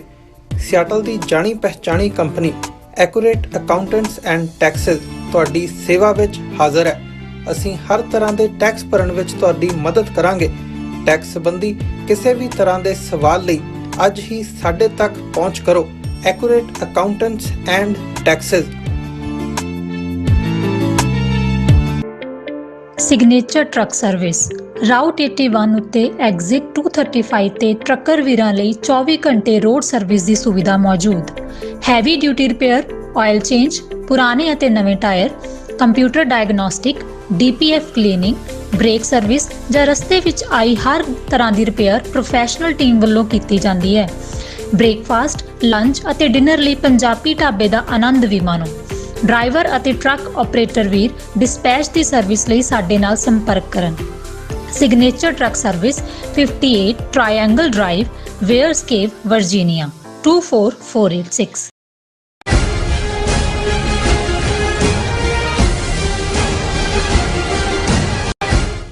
Viewers welcome back to program. So viewers ਗੱਲਬਾਤ ਕਰਨ ਜਾ ਰਹੇ ਹਾਂ ਕਿ ਦੀਪ ਸਿੱਧੂ ਵੱਲੋਂ ਸਥਾਪਿਤ ਕੀਤੀ ਗਈ ਵਾਰਸ ਪੰਜਾਬ ਦੀ ਜਥੇਬੰਦੀ ਦੇ ਮੌਜੂਦਾ ਮੁਖੀ ਭਾਈ ਅੰਮ੍ਰਿਤਪਾਲ ਸਿੰਘ ਦੀ ਗੈਰ ਹਾਜ਼ਰੀ ਵਿੱਚ ਕੋਰ ਕਮੇਟੀ ਵੱਲੋਂ ਲੀਡਰਸ਼ਿਪ ਕਮਾਨ ਜਿਹੜੀ ਹੈ ਸੰਭਾਲੀ ਗਈ ਹੈ ਔਰ ਉਹਨਾਂ ਵੱਲੋਂ ਜਾਰੀ ਇੱਕ ਸਟੇਟਮੈਂਟ ਵਿੱਚ ਕਿਹਾ ਗਿਆ ਹੈ ਕਿ ਇਹ ਸਾਡੀ ਹੋਂਦ ਦੀ ਲੜਾਈ ਹੈ ਜੋ ਆਜ਼ਾਦੀ ਤੱਕ ਨਿਰੰਤਰ ਜਾਰੀ ਰਹੇਗੀ। ਸੋ ਇਸ ਬਾਰੇ ਆਪਾਂ ਗੱਲਬਾਤ ਕਰਨ ਜਾ ਰਹੇ ਹਾਂ। ਸੋ ਅਸੀਂ ਚਾਹਾਂਗੇ ਕਿ ਤੁਸੀਂ ਇਸੇ ਤਰ੍ਹਾਂ ਬਣੇ ਰਹਿਣਾ। ਦੇਖਣ ਸੁਣਨ ਲਈ ਲਿਖਣ ਲਈ ਤੁਹਾਡਾ ਸਭ ਦਾ ਬਹੁਤ ਬਹੁਤ ਧੰਨਵਾਦ ਜੀ। ਰਾਜ ਸਾਹਿਬ ਕੀ ਵਿਚਾਰਾਂ ਨੇ? ਦੇਖੋ, ਇਸ 'ਚ ਕੋਈ ਸ਼ੱਕ ਨਹੀਂ ਕਿ ਜਦੋਂ ਕੋਈ ਕੈਰਿਜ਼ਮੈਟਿਕ ਲੀਡਰ ਜਿਸ ਦੇ ਵਿੱਚ ਕਸ਼ਿਸ਼ ਹੁੰਦੀ ਹੈ, ਉਹ ਕਿਸੇ ਜਥੇਬੰਦੀ ਨੂੰ ਫਾਊਂਡ ਕਰਦਾ ਹੈ ਔਰ ਫਿਰ ਉਸ ਨੂੰ ਚਲਾਉਂਦਾ ਹੈ ਤੇ ਉਸ ਦੇ ਦੁਆਲੇ ਬਹੁਤ ਜਲਦੀ ਭੀੜ ਇਕੱਠੀ ਹੁੰਦੀ ਹੈ, ਸੋਚਵਾਨ ਸੋਚਦੇ ਨੇ ਔਰ ਹੌਲੀ ਹੌਲੀ ਉਸ ਚੋਂ ਕੋਈ ਨਾ ਕੋਈ ਐਕਟੀਵਿਟੀ ਨਿਕਲਦੀ ਹੈ। ਅੱਛਾ। ਦੀਪ ਸਿੱਧੂ ਜਿਹੜਾ ਖਾਲੀ ਹੱਥੀਂ ਪੰਜਾਬ ਦੀ ਕਿਸਾਨ ਮੂਵਮੈਂਟ ਦੇ ਵੇਲੇ ਆ ਕੇ ਜਿਹੜਾ ਉਹ ਸ਼ੰਭੂ ਬਾਰਡਰ ਤੇ ਬੈਠਾ ਔਰ ਉਸ ਨੇ ਇੱਕ ਨੈਰੇਟਿਵ ਦਿੱਤਾ ਜਿਸ ਦੀ ਜੇ ਇੱਕ ਲਾਈਨ ਕਹਿਣੀ ਹੋਏ ਕਿ ਜਿਹੜਾ ਫੋਕਸ ਸਿਰਫ 3 ਖੇਤੀ ਕਾਨੂੰਨਾਂ ਤੱਕ ਸੀ, ਉਹਨਾਂ ਨੇ ਉਹ ਸਾਰੇ ਨੂੰ ਬ੍ਰੌਡਰ ਕੰਟੈਕਸਟ ਸਮਝਾਉਣ ਦੀ ਕੋਸ਼ਿਸ਼ ਕੀਤੀ ਜਦੋਂ ਉਹਨਾਂ ਨੇ ਕਿਹਾ ਵੀ ਇਹ ਗੱਲ ਕੱਲੀ ਫਸਲਾਂ ਦੀ ਨਹੀਂ ਹੈ, ਨਸਲਾਂ ਦੀ ਵੀ ਹੈ। ਔਰ ਫਿਰ ਉਹਨਾਂ ਨੇ ਪੰਜਾਬ ਦੀ ਵਿਰਾਸਤ, ਉਸ ਦੀ ਤਬਾਹੀ, ਸਾਡੇ ਜਿਹੜੇ ਇਕਨੋਮਿਕਲ ਰਿਸੋਰਸਿਸ ਦੀ ਤਬਾਹੀ, ਸਾਡੇ ਅੰਦਰ ਲਿਆਂਦਾ ਜਾ ਰਿਹਾ ਘਟੀਆ ਸੱਭਿਆਚਾਰ, ਨਸ਼ੇ ਔਰ ਦੂਸਰਾ ਔਰ ਸਾਡੇ ਅੰਦਰੋਂ ਗੈਰਤ, ਅਣਖ, ਉਸ ਨੂੰ ਖਤਮ ਕਰਨ ਦੇ ਲਈ ਬੜੇ ਵਿਉਂਤਬੱਧ ਤਰੀਕੇ ਦੇ ਨਾਲ ਜਿਹੜਾ ਉਹ ਡੀਪ ਸਟੇਟ ਲਫ਼ਜ਼ ਬੇਸ਼ੱਕ ਜਿਹੜੇ ਲੋਕ ਥੋੜਾ ਬਹੁਤ ਇੰਟੈਲੀਜੈਂਸ ਏਜੰਸੀਆਂ ਬਾਰੇ ਪੜ੍ਹਦੇ ਨੇ, ਜਾਣਦੇ ਨੇ, ਉਹ ਇਸ ਲਫ਼ਜ਼ ਤੋਂ ਜਿਹੜੇ ਨੇ ਪਰਿਚਿਤ ਨੇ, ਲੇਕਿਨ ਮੈਂ ਸਮਝਦਾ ਵੀ ਉੱਥੋਂ ਦੇ ਕਾਮਨਰ ਨੇ ਪਹਿਲੀ ਵਾਰੀ ਸੁਣਿਆ ਕਿ ਵੀ ਡੀਪ ਸਟੇਟ ਕੀ ਹੁੰਦੀ ਹੈ। ਉਹਨਾਂ ਲਈ ਤਾਂ ਹੁੰਦਾ ਜੀ ਕਾਂਗਰਸ ਦੀ ਹਕੂਮਤ, ਬੀਜੇਪੀ ਦੀ ਹਕੂਮਤ, ਫਲਾਣੇ ਹਕੂਮਤਾਂ ਜੋ ਮਰਜ਼ੀ ਆਣ ਚਲੇ ਜਾਣ, ਨੀਤੀਆਂ ਡੀਪ ਸਟੇਟ ਦੀਆਂ ਹੁੰਦੀਆਂ ਨੇ। ਔਰ ਇਹ ਠੀਕ ਹੈ ਕਿ ਇਹ ਦੀਪ ਸਿੱਧੂ ਦਾ ਹੀ ਕ੍ਰਿਸ਼ਮਾ ਸੀ ਕਿ ਉਸ ਨੇ ਗੁਰੂ ਦੇ ਉੱਤੇ ਭਰੋਸਾ ਰੱਖ ਕੇ ਗੁਰੂ ਦੀ ਕਲਾ, ਇਹ ਲਫ਼ਜ਼ ਵੀ ਉਸ ਵੇਲੇ ਜਿਹੜਾ ਉਹ ਜ਼ਿਆਦਾ ਸਮਝਣ ਦੇ, ਇਹ ਸਮਝ ਗੋਚਰਾ ਤਾਂ ਹੈ ਨਹੀਂ, ਲੇਕਿਨ ਜੋ ਜਿਹੜੇ ਨੇ ਉਹ ਭਾਣੇ ਵਾਪਰ ਰਹੇ ਸੀ, ਜੋ ਵਰਤਾਰੇ ਵਰਤ ਰਹੇ ਸੀ, ਉਸ ਚੋਂ ਗੁਰੂ ਕੀ ਕਲਾ ਜ਼ਾਹਰ ਹੋ ਰਹੀ ਸੀ। ਔਰ ਇਹ ਸ਼ੰਭੂ ਤੋਂ ਸਿੰਘੂ ਤੱਕ ਦਾ ਸਫ਼ਰ ਕਿਵੇਂ ਪੰਜਾਬ ਦੇ ਬਾਰਡਰਾਂ ਤੋਂ ਉਠਾ ਕੇ ਦਿੱਲੀ ਦੀਆਂ ਬਰੂਹਾਂ ਤੇ ਬਿਠਾ ਦੇਣਾ ਔਰ ਫਿਰ ਕਲਾਈਮੈਕਸ ਸੀ 26 ਜਨਵਰੀ ਲਾਲ ਕਿਲੇ ਦੇ ਉੱਤੇ ਜਿਹੜਾ ਉਹ ਕੇਸਰੀ ਨਿਸ਼ਾਨ ਦਾ ਝੁਲਾ ਦੇਣਾ। ਔਰ ਉਹਦੇ 'ਚ ਵੀ ਬਿਲਕੁਲ ਕਨਸੈਪਚੁਅਲ ਕਲੀਅਰੈਂਸ ਕਿ ਤੁਸੀਂ ਤੁਸੀਂ ਭਾਜੀ ਪਾਈ ਸੀ 6 ਜੂਨ ਨੂੰ ਜਦੋਂ ਤੁਸੀਂ ਅਕਾਲ ਤਖਤ ਦਰਸ਼ਨੀ ਡੋੜੀ ਤੇ ਤਿਰੰਗਾ ਲਾਇਆ ਸੀ, ਅਸੀਂ ਭਾਜੀ ਮੋੜ ਦਿੱਤੀ ਹੈ। ਇਹ ਹਿਸਾਬ ਬਰਾਬਰ ਹੁਣ ਆਪਣੀ ਅਗਲੀ ਗੱਲ ਸਟਾਰਟ। ਇਹ ਵੱਖਰੀ ਕਹਾਣੀ ਹੈ ਕਿ ਜਿਵੇਂ ਇਹਨਾਂ 31-32 ਦਿਨਾਂ 'ਚ ਅਸੀਂ ਦੇਖਿਆ ਭਾਈ ਅੰਮ੍ਰਿਤਪਾਲ ਸਿੰਘ ਨੂੰ ਲੈ ਕੇ ਇੱਕ ਪੂਰਾ ਪੈਟਰਨ ਸਟੇਟ ਏਜੰਸੀਆਂ ਦਾ ਤਾਂ ਹੈ ਹੀ ਹੈ, ਲੇਕਿਨ ਕਿਵੇਂ ਬਹੁਤ ਸਾਰੇ ਹਿੱਲੇ ਨੇ, ਇਵੇਂ ਹੀ ਦੀਪ ਸਿੱਧੂ ਦੇ ਨਾਲ ਰਾਦਰ ਬਦਤਰ ਹਾਲਤ ਹੋਈ। ਹੁਣ ਤਾਂ ਬਾਹਰ ਬੈਠਾ ਡਾਇਸਪੋਰਾ ਜਾਂ ਉਦੋਂ ਇਵੇਂ ਲੱਗਦਾ ਸੀ ਕਿ ਦੀਪ ਸਿੱਧੂ ਨੂੰ ਸੁੱਟ ਲਿਆ ਉਹਨਾਂ ਨੇ।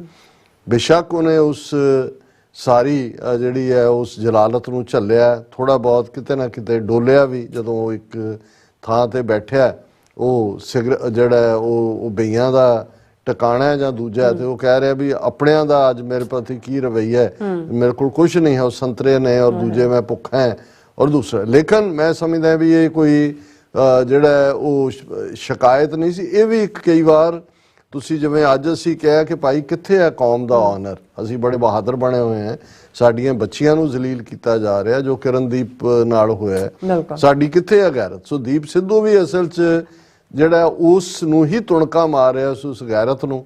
ਪਰ ਜਦੋਂ ਵਾਪਸ ਮੁੜਦਾ ਇਹ ਸਾਰੇ ਵਰਤਾਰੇ ਤੋਂ ਬਾਅਦ ਜੇਲ੍ਹ ਦੇ ਵਿੱਚ ਵੀ ਉਹ ਸਾਰੀ ਕਹਾਣੀ ਦੂਜੇ ਪਾਸੇ ਚੱਲ ਰਹੀ ਸੀ, ਬੀਜੇਪੀ ਲਿਆਈ, ਸੰਨੀ ਦਿਓਲ ਲਿਆਇਆ, ਅੰਦਰ ਹੈ, ਕਿਵੇਂ ਹੋ ਗਿਆ, ਕੇਸ ਲੜ ਰਿਹਾ, ਬਾਦਲ ਦਾ ਲੜ ਰਿਹਾ, ਫਲਾਣਾ ਹੋ ਰਿਹਾ। ਲੇਕਿਨ ਜਦੋਂ ਬਾਹਰ ਆਇਆ ਉਸ ਦੇ ਸਾਹਮਣੇ ਮਿਸ਼ਨ ਉਹੀ ਜੋ ਲੈ ਕੇ ਉਤਰਿਆ ਸੀ, ਪਰ ਉਹਨੂੰ ਹਾਸਿਲ ਕਿਵੇਂ ਕਰਨਾ ਹੈ ਉਸ ਦੀ ਵਿਉਂਤਬੰਦੀ ਉਸ ਦੇ ਮਨ 'ਚ ਆਈ। ਔਰ ਵਾਰਿਸ ਪੰਜਾਬ ਦੇ ਜਥੇਬੰਦੀ ਜਿਹੜੀ ਇੱਕ ਫੋਰਮ ਦੀ ਤਰ੍ਹਾਂ, ਕਿਉਂਕਿ ਡਾਇਲੌਗ, ਔਰ ਉਹਨਾਂ ਦਾ ਕਹਿਣਾ ਸੀ ਅਸੀਂ ਪਿੰਡਾਂ 'ਚ ਜਾਵਾਂਗੇ, ਲੋਕਾਂ ਨਾਲ ਮਿਲਾਂਗੇ, ਉਹਨਾਂ ਨੂੰ ਦੱਸਾਂਗੇ ਕੀ ਹੈ, ਲੇਕਿਨ ਏਜੰਸੀਆਂ ਨੇ ਉਹ ਜਿਹੜਾ ਬੀਜ ਜਿਹੜਾ ਉਸ ਧਰਤੀ ਤੇ ਬੀਜਿਆ ਗਿਆ ਉਹਨੂੰ ਪੁੰਗਰਿਆ ਥੋੜਾ ਬਹੁਤ, ਲੇਕਿਨ ਜੋ ਸਾਜ਼ਿਸ਼ੀ ਢੰਗ ਨਾਲ ਦੀਪ ਸਿੱਧੂ ਦਾ ਮਰਡਰ ਕਰਵਾ ਦਿੱਤਾ ਗਿਆ।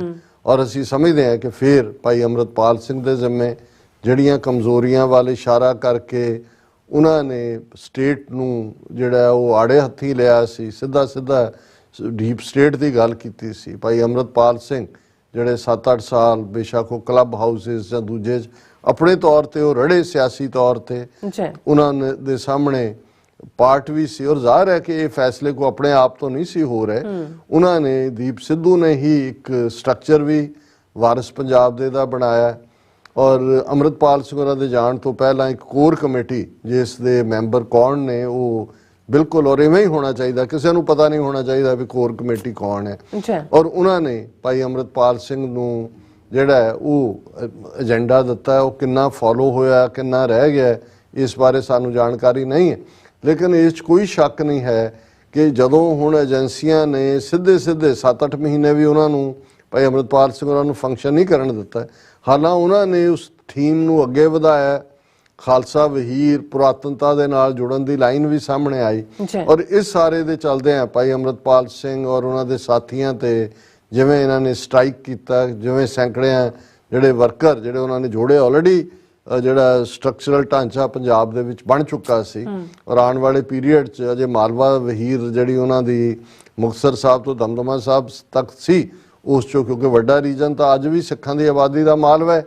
ਜੇ ਤੁਸੀਂ ਮਾਝੇ ਔਰ ਦੁਆਬੇ ਦੇ ਦੋਨੋਂ ਸਿੱਖ ਪੋਪੂਲੇਸ਼ਨ ਨੂੰ ਜੋੜ ਲਓ ਉਸ ਤੋਂ ਵੀ ਜ਼ਿਆਦਾ ਮਾਲਵੇ 'ਚ, ਔਰ ਆਲਰੇਡੀ ਕਿਸਾਨ ਮੂਵਮੈਂਟ ਵੇਲੇ ਵੀ ਜ਼ਿਆਦਾ ਪ੍ਰਭਾਵ ਜਾਂ ਜ਼ਿਆਦਾ ਕੰਟਰੀਬਿਊਸ਼ਨ ਮਾਲਵੇ ਦੀ ਸੀ। ਦੀਪ ਸਿੱਧੂ ਦਾ ਵੀ ਵੱਡਾ ਇੱਕ ਦਾਇਰਾਕਾਰ, ਭਾਵੇਂ ਉਹ ਤਾਂ ਦੁਨੀਆ ਭਰ 'ਚ ਸੀ ਲੇਕਿਨ ਮਾਲਵੇ 'ਚ ਸੀ, ਪਰ ਉਹਨਾਂ ਨੇ ਉਹ ਵਹੀਰਤ ਵੀ ਸ਼ੁਰੂ ਨਹੀਂ ਸੀ ਹੋਣ ਦੇਣੀ, ਔਰ ਜੋ ਪੁੱਠਾ ਗੇੜਾ ਉਹਨਾਂ ਨੇ ਦਿੱਤਾ। ਹੁਣ ਇਸ ਗੈਪ ਪੀਰੀਅਡ 'ਚ ਜਿਹੜੇ ਸਾਨੂੰ ਵੀ ਸੁਜੈਸ਼ਨ ਆ ਰਹੇ ਸੀ ਕਿ ਜੀ ਇਹ ਕੰਮ ਜਾਰੀ ਰਹਿਣਾ ਚਾਹੀਦਾ ਹੈ। ਖਾਲਸਾ ਵਹੀਰ, ਹਾਲਾਂ ਐਕਟਿੰਗ ਜਥੇਦਾਰ ਨੇ ਐਕਟਿੰਗ ਜਿਹਾ ਕਰਕੇ ਬਿਆਨਬਾਜ਼ੀ ਕੀਤੀ, ਹੁਣ ਇਸ ਗੱਲ ਨੂੰ ਵੀ ਜਿਹੜੇ 3 ਹਫ਼ਤੇ ਹੋ ਗਏ ਨੇ ਕਿ ਭਾਈ ਕਿਵੇਂ ਤੁਸੀਂ ਵਹੀਰ ਜਾਰੀ ਕੀਤੀ, ਕਿੱਥੇ ਹੈ ਦੂਜਾ।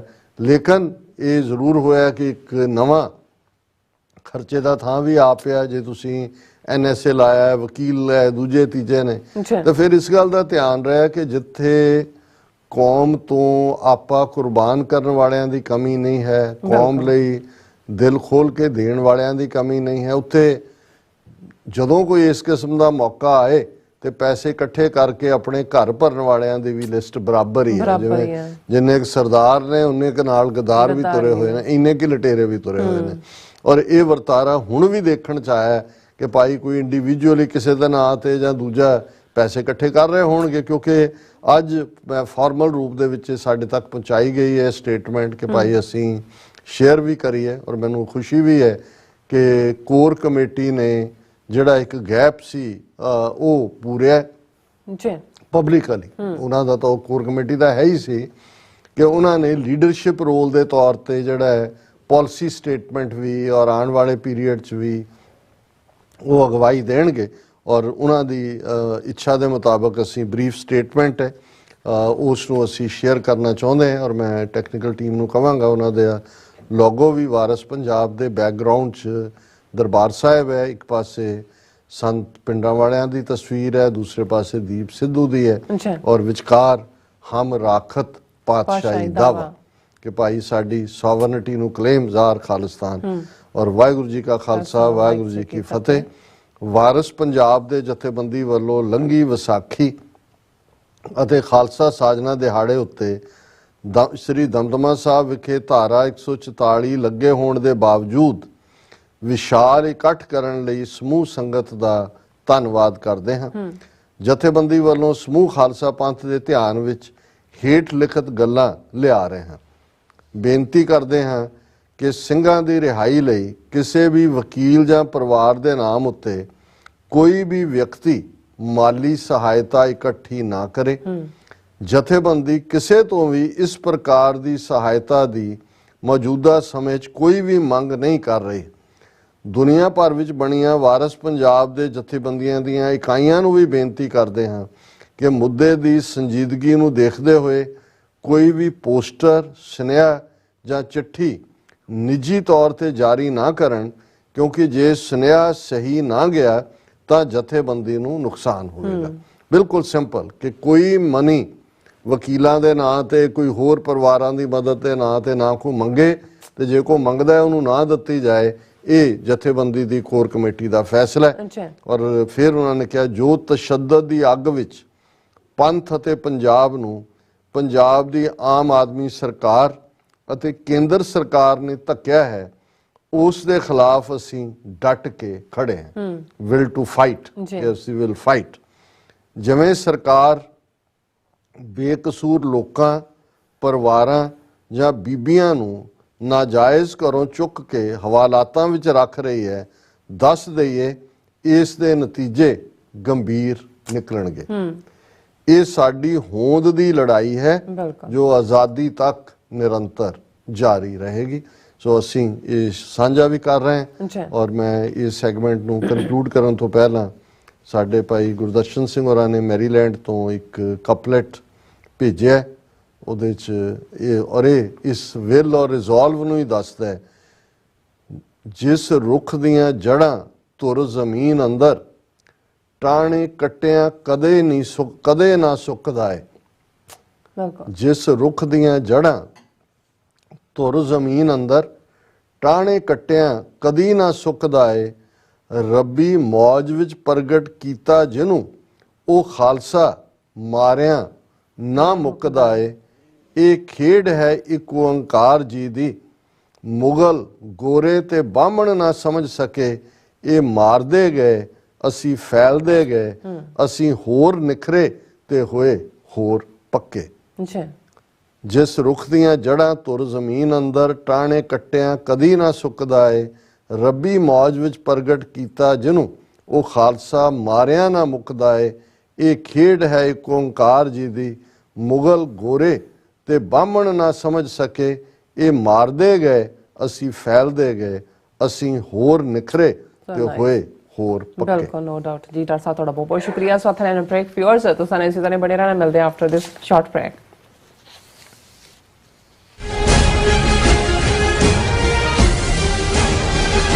ਕੀ ਤੁਹਾਨੂੰ 30, 40 ਜਾਂ 50 ਦਿਨ ਵੇਟ ਕਰਨੀ ਪੈ ਰਹੀ ਹੈ ਤੁਹਾਡੇ ਚੈੱਕ ਲਈ? ਫਿਰ ਬ੍ਰੋਕਰਾਂ ਪਿੱਛੇ ਭੱਜਦੇ ਫਿਰਦੇ ਹੋ ਪੈਸੇ ਲਈ। ਬਹੁਤ ਜ਼ਿਆਦਾ ਟਾਈਮ ਵੇਸਟ ਹੋ ਜਾਂਦਾ ਇੱਦਾਂ ਤਾਂ। ਜੇ ਤੁਸੀਂ ਅੱਜ ਹੀ ਪੈਸੇ ਲੈਣੇ ਤਾਂ ਬਾਬ ਟੇਲ ਨੂੰ ਕਾਲ ਕਰੋ। ਬਾਬ ਟੇਲ ਤੁਹਾਡੀਆਂ ਇਨਵੋਇਸਿਸ ਸੇਮ ਡੇ ਫੰਡ ਕਰ ਸਕਦੇ ਹਨ for a small fee, no contract, no reserve and no hidden fees। ਅੱਜ ਹੀ ਕਾਲ ਕਰੋ ਬਾਬ ਟੇਲ ਨੂੰ ਤੇ ਤੁਹਾਡਾ ਪਹਿਲਾ ਮਹੀਨਾ free. 410 204 2084। Again 410 204 2084। Signature truck service route 81 ਉੱਤੇ ਐਗਜ਼ਿਟ 235 ਤੇ ਟਰੱਕਰ ਵੀਰਾਂ ਲਈ 24 ਘੰਟੇ ਰੋਡ ਸਰਵਿਸ ਦੀ ਸੁਵਿਧਾ ਮੌਜੂਦ। Heavy duty repair, oil change, ਪੁਰਾਣੇ ਅਤੇ ਨਵੇਂ tyre, computer diagnostic, DPF cleaning, brake service ਜਾਂ ਰਸਤੇ ਵਿੱਚ ਆਈ ਹਰ ਤਰ੍ਹਾਂ ਦੀ ਰਿਪੇਅਰ ਪ੍ਰੋਫੈਸ਼ਨਲ ਟੀਮ ਵੱਲੋਂ ਕੀਤੀ ਜਾਂਦੀ ਹੈ। ਬ੍ਰੇਕਫਾਸਟ, ਲੰਚ ਅਤੇ ਡਿਨਰ ਲਈ ਪੰਜਾਬੀ ਢਾਬੇ ਦਾ ਆਨੰਦ ਵੀ ਮਾਣੋ। ਡਰਾਈਵਰ ਅਤੇ ਟਰੱਕ ਆਪਰੇਟਰ ਵੀਰ ਡਿਸਪੈਚ ਦੀ ਸਰਵਿਸ ਲਈ ਸਾਡੇ ਨਾਲ ਸੰਪਰਕ ਕਰਨ। Signature truck service 58 triangle drive, Weyers Cave, Virginia 24486।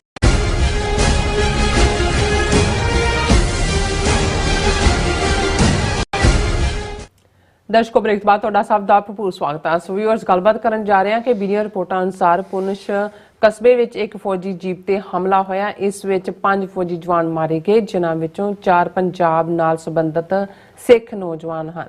ਕੀ ਇਹ ਸੱਚਮੁੱਚ ਦਾ ਦਹਿਸ਼ਤਗਰਦ ਹਮਲਾ ਹੈ ਜਾਂ ਪੁਲਵਾਮਾ ਵਾਂਗ ਫਾਲਸ ਫਲੈਗ ਅਟੈਕ ਹੈ? ਸੋ ਇਸ ਰਾਹੀਂ ਮੋਦੀ ਸਰਕਾਰ ਕੀ ਨਵਾਂ ਚੰਨ ਚਾੜਨਾ ਚਾਹੁੰਦੀ ਹੈ? ਸੋ ਇਸ ਬਾਰੇ ਆਪਾਂ ਗੱਲਬਾਤ ਕਰਨ ਜਾ ਰਹੇ ਹਾਂ। ਸੋ ਅਸੀਂ ਚਾਹਾਂਗੇ ਕਿ ਤੁਸੀਂ ਇਸੇ ਤਰ੍ਹਾਂ ਬਣੇ ਰਹਿਣਾ। ਦੇਖਣ ਸੁਣ ਲਿਆ, ਲਿਖਣ ਲਈ ਤੁਹਾਡਾ ਸਭ ਦਾ ਬਹੁਤ ਬਹੁਤ ਧੰਨਵਾਦ ਜੀ। ਡਾਕਟਰ ਸਾਹਿਬ, ਕੀ ਕਹਿਣਾ ਚਾਹੋਗੇ? ਦੇਖੋ ਜੀ, ਅਸੀਂ ਕੱਲ੍ਹ ਹੀ ਸਤਪਾਲ ਮਲਿਕ ਜਿਹੜਾ ਜੰਮੂ ਕਸ਼ਮੀਰ ਦਾ ਗਵਰਨਰ ਸੀ, ਜਦੋਂ ਕਿ ਪੁਲਵਾਮਾ ਦਾ ਜਿਹੜਾ ਡਰਾਮਾ ਕੀਤਾ ਗਿਆ 14 ਫਰਵਰੀ 2019 ਨੂੰ, ਬਿਲਕੁਲ, ਔਰ ਸਤਪਾਲ ਮਲਿਕ ਨੇ ਗੰਭੀਰ ਸਵਾਲ ਚੁੱਕੇ ਕਿ ਭਾਈ ਕਿਵੇਂ ਉਹਨਾਂ ਨੇ ਜਹਾਜ਼ ਮੰਗੇ ਸੀ, ਨਹੀਂ ਦਿੱਤੇ ਗਏ। ਔਰ ਉਹਨਾਂ ਨੇ ਕਿਹਾ ਵੀ ਜਦੋਂ ਮੈਂ ਸਿਕਿਉਰਿਟੀ ਲੈਪਸ ਦੀ ਗੱਲ ਕੀਤੀ ਤੇ ਮੈਨੂੰ ਮੋਦੀ ਨੇ ਵੀ ਕਾਲ ਕਰਕੇ ਕਿਹਾ ਚੁੱਪ ਰਹੋ, ਔਰ ਅਜੀਤ ਡੋਵਲ ਜਿਹੜਾ ਮੇਰਾ ਕਲਾਸ ਫੈਲੋ ਹੈ ਉਸਨੇ ਵੀ ਮੈਨੂੰ ਚੁੱਪ ਰਹਿਣ ਲਈ ਕਿਹਾ, ਔਰ ਉਸਨੇ ਕਿਹਾ ਕਿ ਭਾਈ ਇਹ ਜਿਹੜਾ ਹਕੀਕਤ ਹੈ ਸਾਰੀ। ਹੁਣ ਇਸ ਸਾਰੇ ਤੋਂ ਬਾਅਦ ਤਾਂ ਕੋਈ ਭੁਲੇਖਾ ਰਹਿ ਨਹੀਂ ਜਾਂਦਾ। ਅਸੀਂ ਤਾਂ ਪਹਿਲੇ ਦਿਨ ਤੋਂ ਹੀ ਇਸ ਗੱਲ ਦੇ ਉੱਤੇ ਸੀ ਕਿ ਭਾਈ ਇਹਨਾਂ ਨੇ ਮੋਦੀ ਦਾ ਗ੍ਰਾਫ ਬਹੁਤ ਥੱਲੇ ਡਿੱਗਿਆ ਹੋਇਆ ਸੀ। ਬਾਈ ਆਲ ਸਰਵੇਜ਼ 2019 ਚੋਂ ਲੂਜ਼ਰ ਸੀ, ਔਰ ਉਹਦੇ ਚੋਂ ਉਹਨੇ ਇਹ ਫਿਰ ਪੁਲਵਾਮਾ 40 ਫੌਜੀਆਂ ਦੀਆਂ ਫੋਟੋਆਂ ਲਾ, ਔਰ ਪਾਕਿਸਤਾਨ ਦੇ ਖਿਲਾਫ ਬਾਲਾਕੋਟ ਸਟ੍ਰਾਈਕ, ਔਰ ਮੋਦੀ ਹੈ, ਔਰ ਫਲਾਣਾ ਕਰਤਾ, ਢਿਮਕਾ ਕਰਤਾ। ਸਾਰਾ ਝੂਠ ਵੇਚਿਆ। ਜੇ ਕਿਸੇ ਨੇ ਸਵਾਲ ਚੁੱਕਣ ਦੀ ਕੋਸ਼ਿਸ਼ ਵੀ ਕੀਤੀ ਤਾਂ ਉਹਨੂੰ ਟ੍ਰੇਟਰ, ਉਹਨੂੰ ਪਾਕਿਸਤਾਨੀ ISI ਏਜੰਟ ਬਣਾ ਦਿੱਤਾ। ਸਾਰੇ ਸਨੱਬ ਹੋ ਕੇ ਬਹਿ ਗਏ ਔਰ ਨਤੀਜੇ ਦੇ ਤੌਰ ਤੇ 300 ਤੋਂ ਵੱਧ ਸੀਟਾਂ ਦੇ ਨਾਲ ਜਿਹੜਾ ਮੋਦੀ ਦੀ ਪਾਰਟੀ BJP ਪਾਰਲੀਮੈਂਟ ਦੇ ਵਿੱਚ ਮੁੜੀ। ਹੁਣ ਜੇ ਤੁਸੀਂ ਕੁੱਲ ਮਿਲਾ ਕੇ ਦੇਖੋ, ਨੋ ਮੈਟਰ ਇਹਨਾਂ ਦਾ ਸੋਸ਼ਲ ਮੀਡੀਆ ਜਾਂ ਦੂਜਾ ਕੀ ਦਾਅਵੇ ਕਰਦੇ ਨੇ, G20 ਦੀ ਪ੍ਰੈਜ਼ੀਡੈਂਸੀ ਦਾ ਹੀ ਜਿਹੜਾ ਉਹ ਬੜਾ ਇਹਨਾਂ ਨੂੰ ਚਾਅ ਚੜਿਆ ਹੋਇਆ, ਜਿਹੜਾ ਕੋਈ ਉਹ ਇੱਕ ਰੋਟੇਸ਼ਨ ਵਾਈਜ਼ ਹੈ। ਔਰ ਅਡਾਨੀ ਦਾ ਜਿਹੜਾ ਵੱਡਾ ਸਕੈਂਡਲ $140 ਬਿਲੀਅਨ ਦਾ, ਉਹਦੇ ਲਈ ਕਦੇ ਡੇਅਰ ਹੀ ਨਹੀਂ ਕਰ ਸਕੇ ਕਿ ਵੀ ਈਵਨ ਪਾਰਲੀਮੈਂਟ 'ਚ ਉਹਨੂੰ ਡਿਬੇਟ 'ਚ ਵੀ ਲਿਆਉਣ।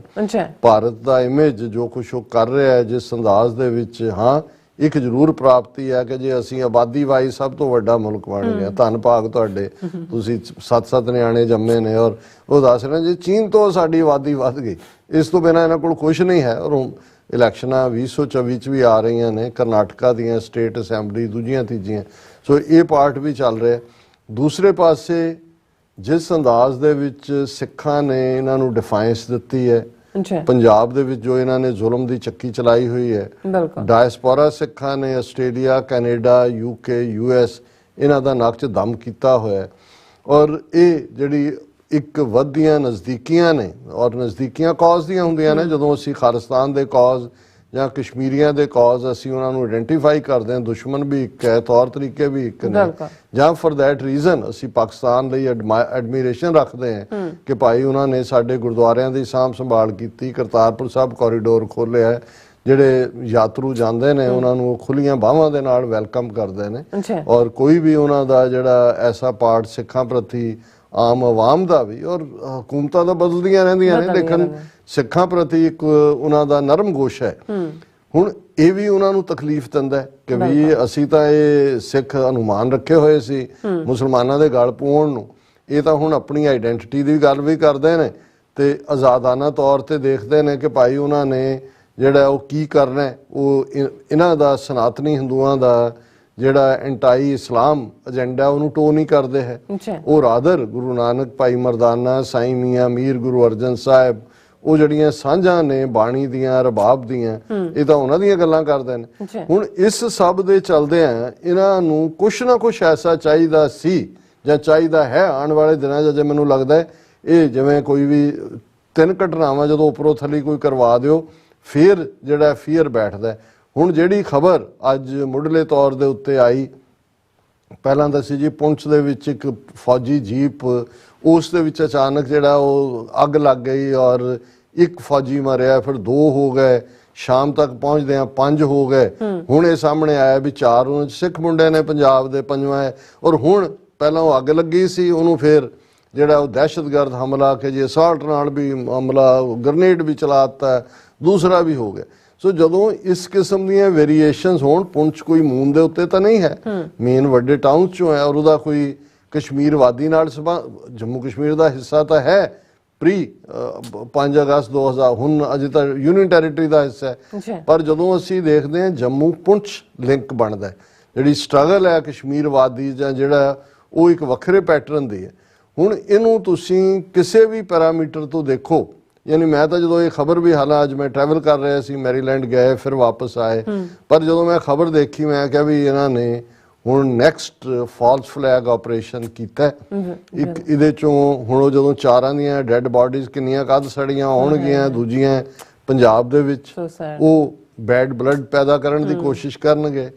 ਇਸ ਸਾਰੇ ਨੂੰ ਪਾਕਿਸਤਾਨ ਨਾਲ ਜੋੜ ਕੇ ਹੁਣ ਇੱਕ ਪਾਸੇ ਤਾਂ ਉਹ SCO ਦੀ ਮੀਟਿੰਗ 'ਚ ਬਿਲਾਵਲ ਭੁੱਟੋ ਨੂੰ ਵੀ ਸੱਦ ਲਿਆ ਵੀ ਤੂੰ ਆ ਜਾ, ਉਹ ਵੀ ਮੰਨ ਕੇ ਆਉਣ ਨੂੰ। ਪਤਾ ਨਹੀਂ ਏਡਾ ਕੀ ਚਾਅ ਚੜਿਆ ਹੋਇਆ ਇਹਨਾਂ ਨੂੰ ਕਿ ਭਾਈ ਇਹ ਕਿਤੇ ਭੂਆ ਦੇ ਘਰ ਆਉਣਾ ਤੁਸੀਂ ਵੀ। ਇੱਕ ਪਾਸੇ ਤੁਸੀਂ ਜਿਹੜਾ ਉਹ ਕਹਿੰਦੇ ਹੋ ਜੀ ਗੱਲਬਾਤ ਹੋ ਹੀ ਨਹੀਂ ਸਕਦੀ, ਜਦੋਂ ਬਿਲਕੁਲ ਠੀਕ ਸਟੈਂਡ ਹੈ ਜਿਹੜਾ ਵੀ ਹੈ ਹਕੂਮਤ ਦਾ।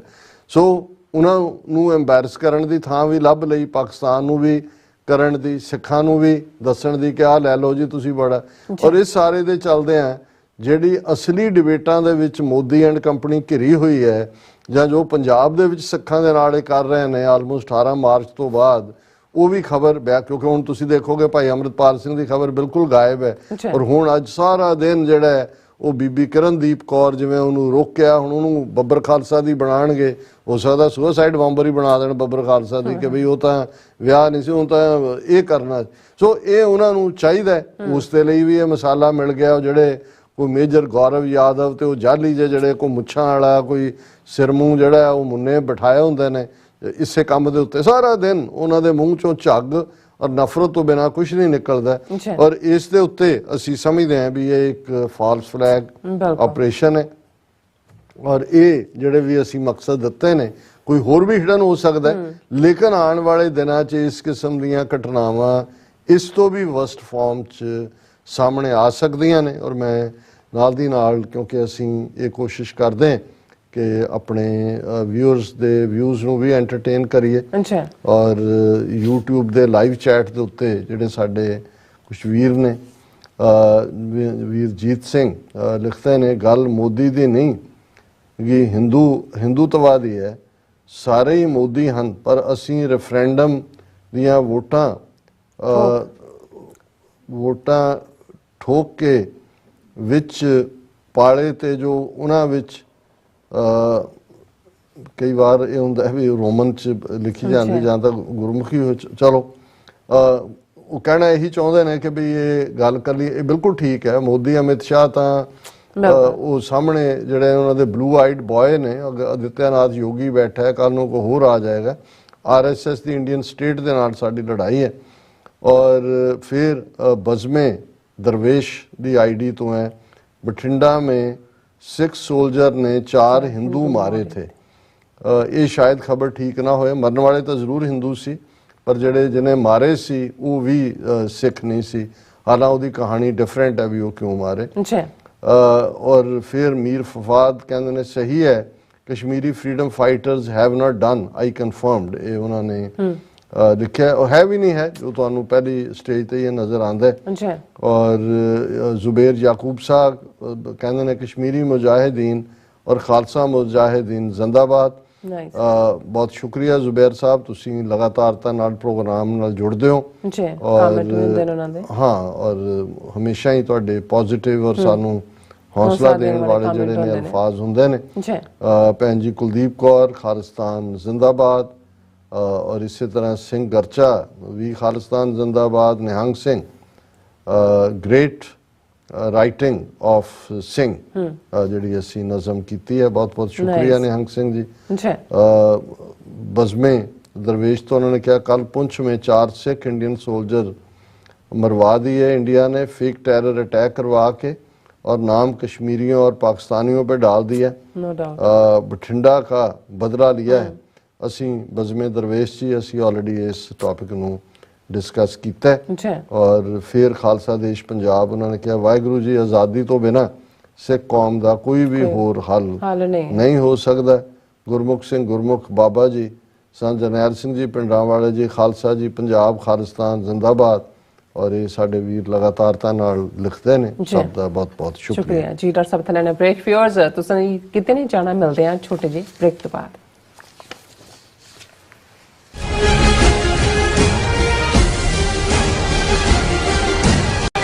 ਕੀ ਤੁਹਾਨੂੰ 30, 40 ਜਾਂ 50 ਦਿਨ ਵੇਟ ਕਰਨੀ ਪੈ ਰਹੀ ਹੈ ਤੁਹਾਡੇ ਚੈੱਕ ਲਈ? ਫਿਰ ਬ੍ਰੋਕਰਾਂ ਪਿੱਛੇ ਭੱਜਦੇ ਫਿਰਦੇ ਹੋ ਪੈਸੇ ਲਈ, ਬਹੁਤ ਜ਼ਿਆਦਾ ਟਾਈਮ ਵੇਸਟ ਹੋ ਜਾਂਦਾ ਇੱਦਾਂ ਤਾਂ। ਜੇ ਤੁਸੀਂ ਅੱਜ ਹੀ ਪੈਸੇ ਲੈਣੇ ਤਾਂ ਬੌਬਟੇਲ ਨੂੰ ਕਾਲ ਕਰੋ। ਬੌਬਟੇਲ ਤੁਹਾਡੀਆਂ ਇਨਵੋਇਸਿਸ ਸੇਮ ਡੇ ਫੰਡ ਕਰ ਸਕਦੇ ਹਾਂ for a small fee, no contract, no reserve and no hidden fees। ਅੱਜ ਹੀ ਕਾਲ ਕਰੋ ਬੌਬਟੇਲ ਨੂੰ ਤੇ ਤੁਹਾਡਾ ਪਹਿਲਾ ਮਹੀਨਾ ਫ੍ਰੀ। 410 204 2084 ਅਗੇਨ 410 204 2084।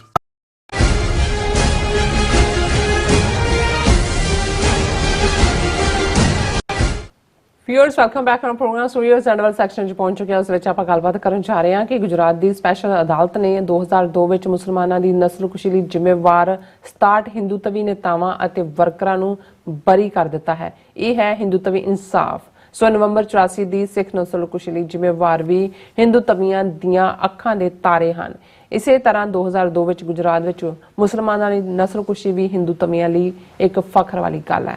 ਸੋ ਇਸ ਬਾਰੇ ਆਪਾਂ ਗੱਲਬਾਤ ਕਰਨ ਜਾ ਰਹੇ ਹਾਂ। ਸੋ ਅਸੀਂ ਚਾਹਾਂਗੇ ਕਿ ਤੁਸੀਂ ਇਸੇ ਤਰ੍ਹਾਂ ਬਣੇ ਰਹਿਣਾ, ਦੇਖਣ ਸੁਣਨ ਲਈ ਲਿਖਣ ਲਈ ਤੁਹਾਡਾ ਸਭ ਦਾ ਬਹੁਤ ਬਹੁਤ ਧੰਨਵਾਦ ਜੀ ਡਾਕਟਰ ਸਾਹਿਬ ਕੀ ਕਹਿਣਾ ਚਾਹੋਗੇ? ਦੇਖੋ, ਅਸੀਂ ਜਿਹੜੇ ਸਾਡੇ ਵੀਰ ਭੈਣਾਂ ਫੇਸਬੁੱਕ ਤੇ ਜੁੜੇ ਹੋਏ ਨੇ ਉਹਨਾਂ ਦੇ ਕਮੈਂਟ ਵੀ ਸਾਂਝੇ ਕਰਦੇ ਹਾਂ। ਜੀ ਵੀਰ ਵਰਿੰਦਰ ਸਿੰਘ ਲਿਖਦੇ ਨੇ, ਸਾਡੀਆਂ ਧੀਆਂ ਭੈਣਾਂ ਨਾਲ ਹੋ ਰਹੇ ਦੁਰਵਿਹਾਰ ਤੇ ਜ਼ੁਲਮ ਦੇਖ ਕੇ ਮਨ ਨੂੰ ਬਹੁਤ ਦੁੱਖ ਹੋਇਆ ਅਤੇ ਇਸ ਤੋਂ ਵੀ ਜ਼ਿਆਦਾ ਦੁੱਖ ਤੇ ਹੈਰਾਨੀ ਸਾਡੇ ਪੰਥਕ ਵਿਦਵਾਨਾਂ ਦੀ ਚੁੱਪੀ ਤੇ ਹੋਈ।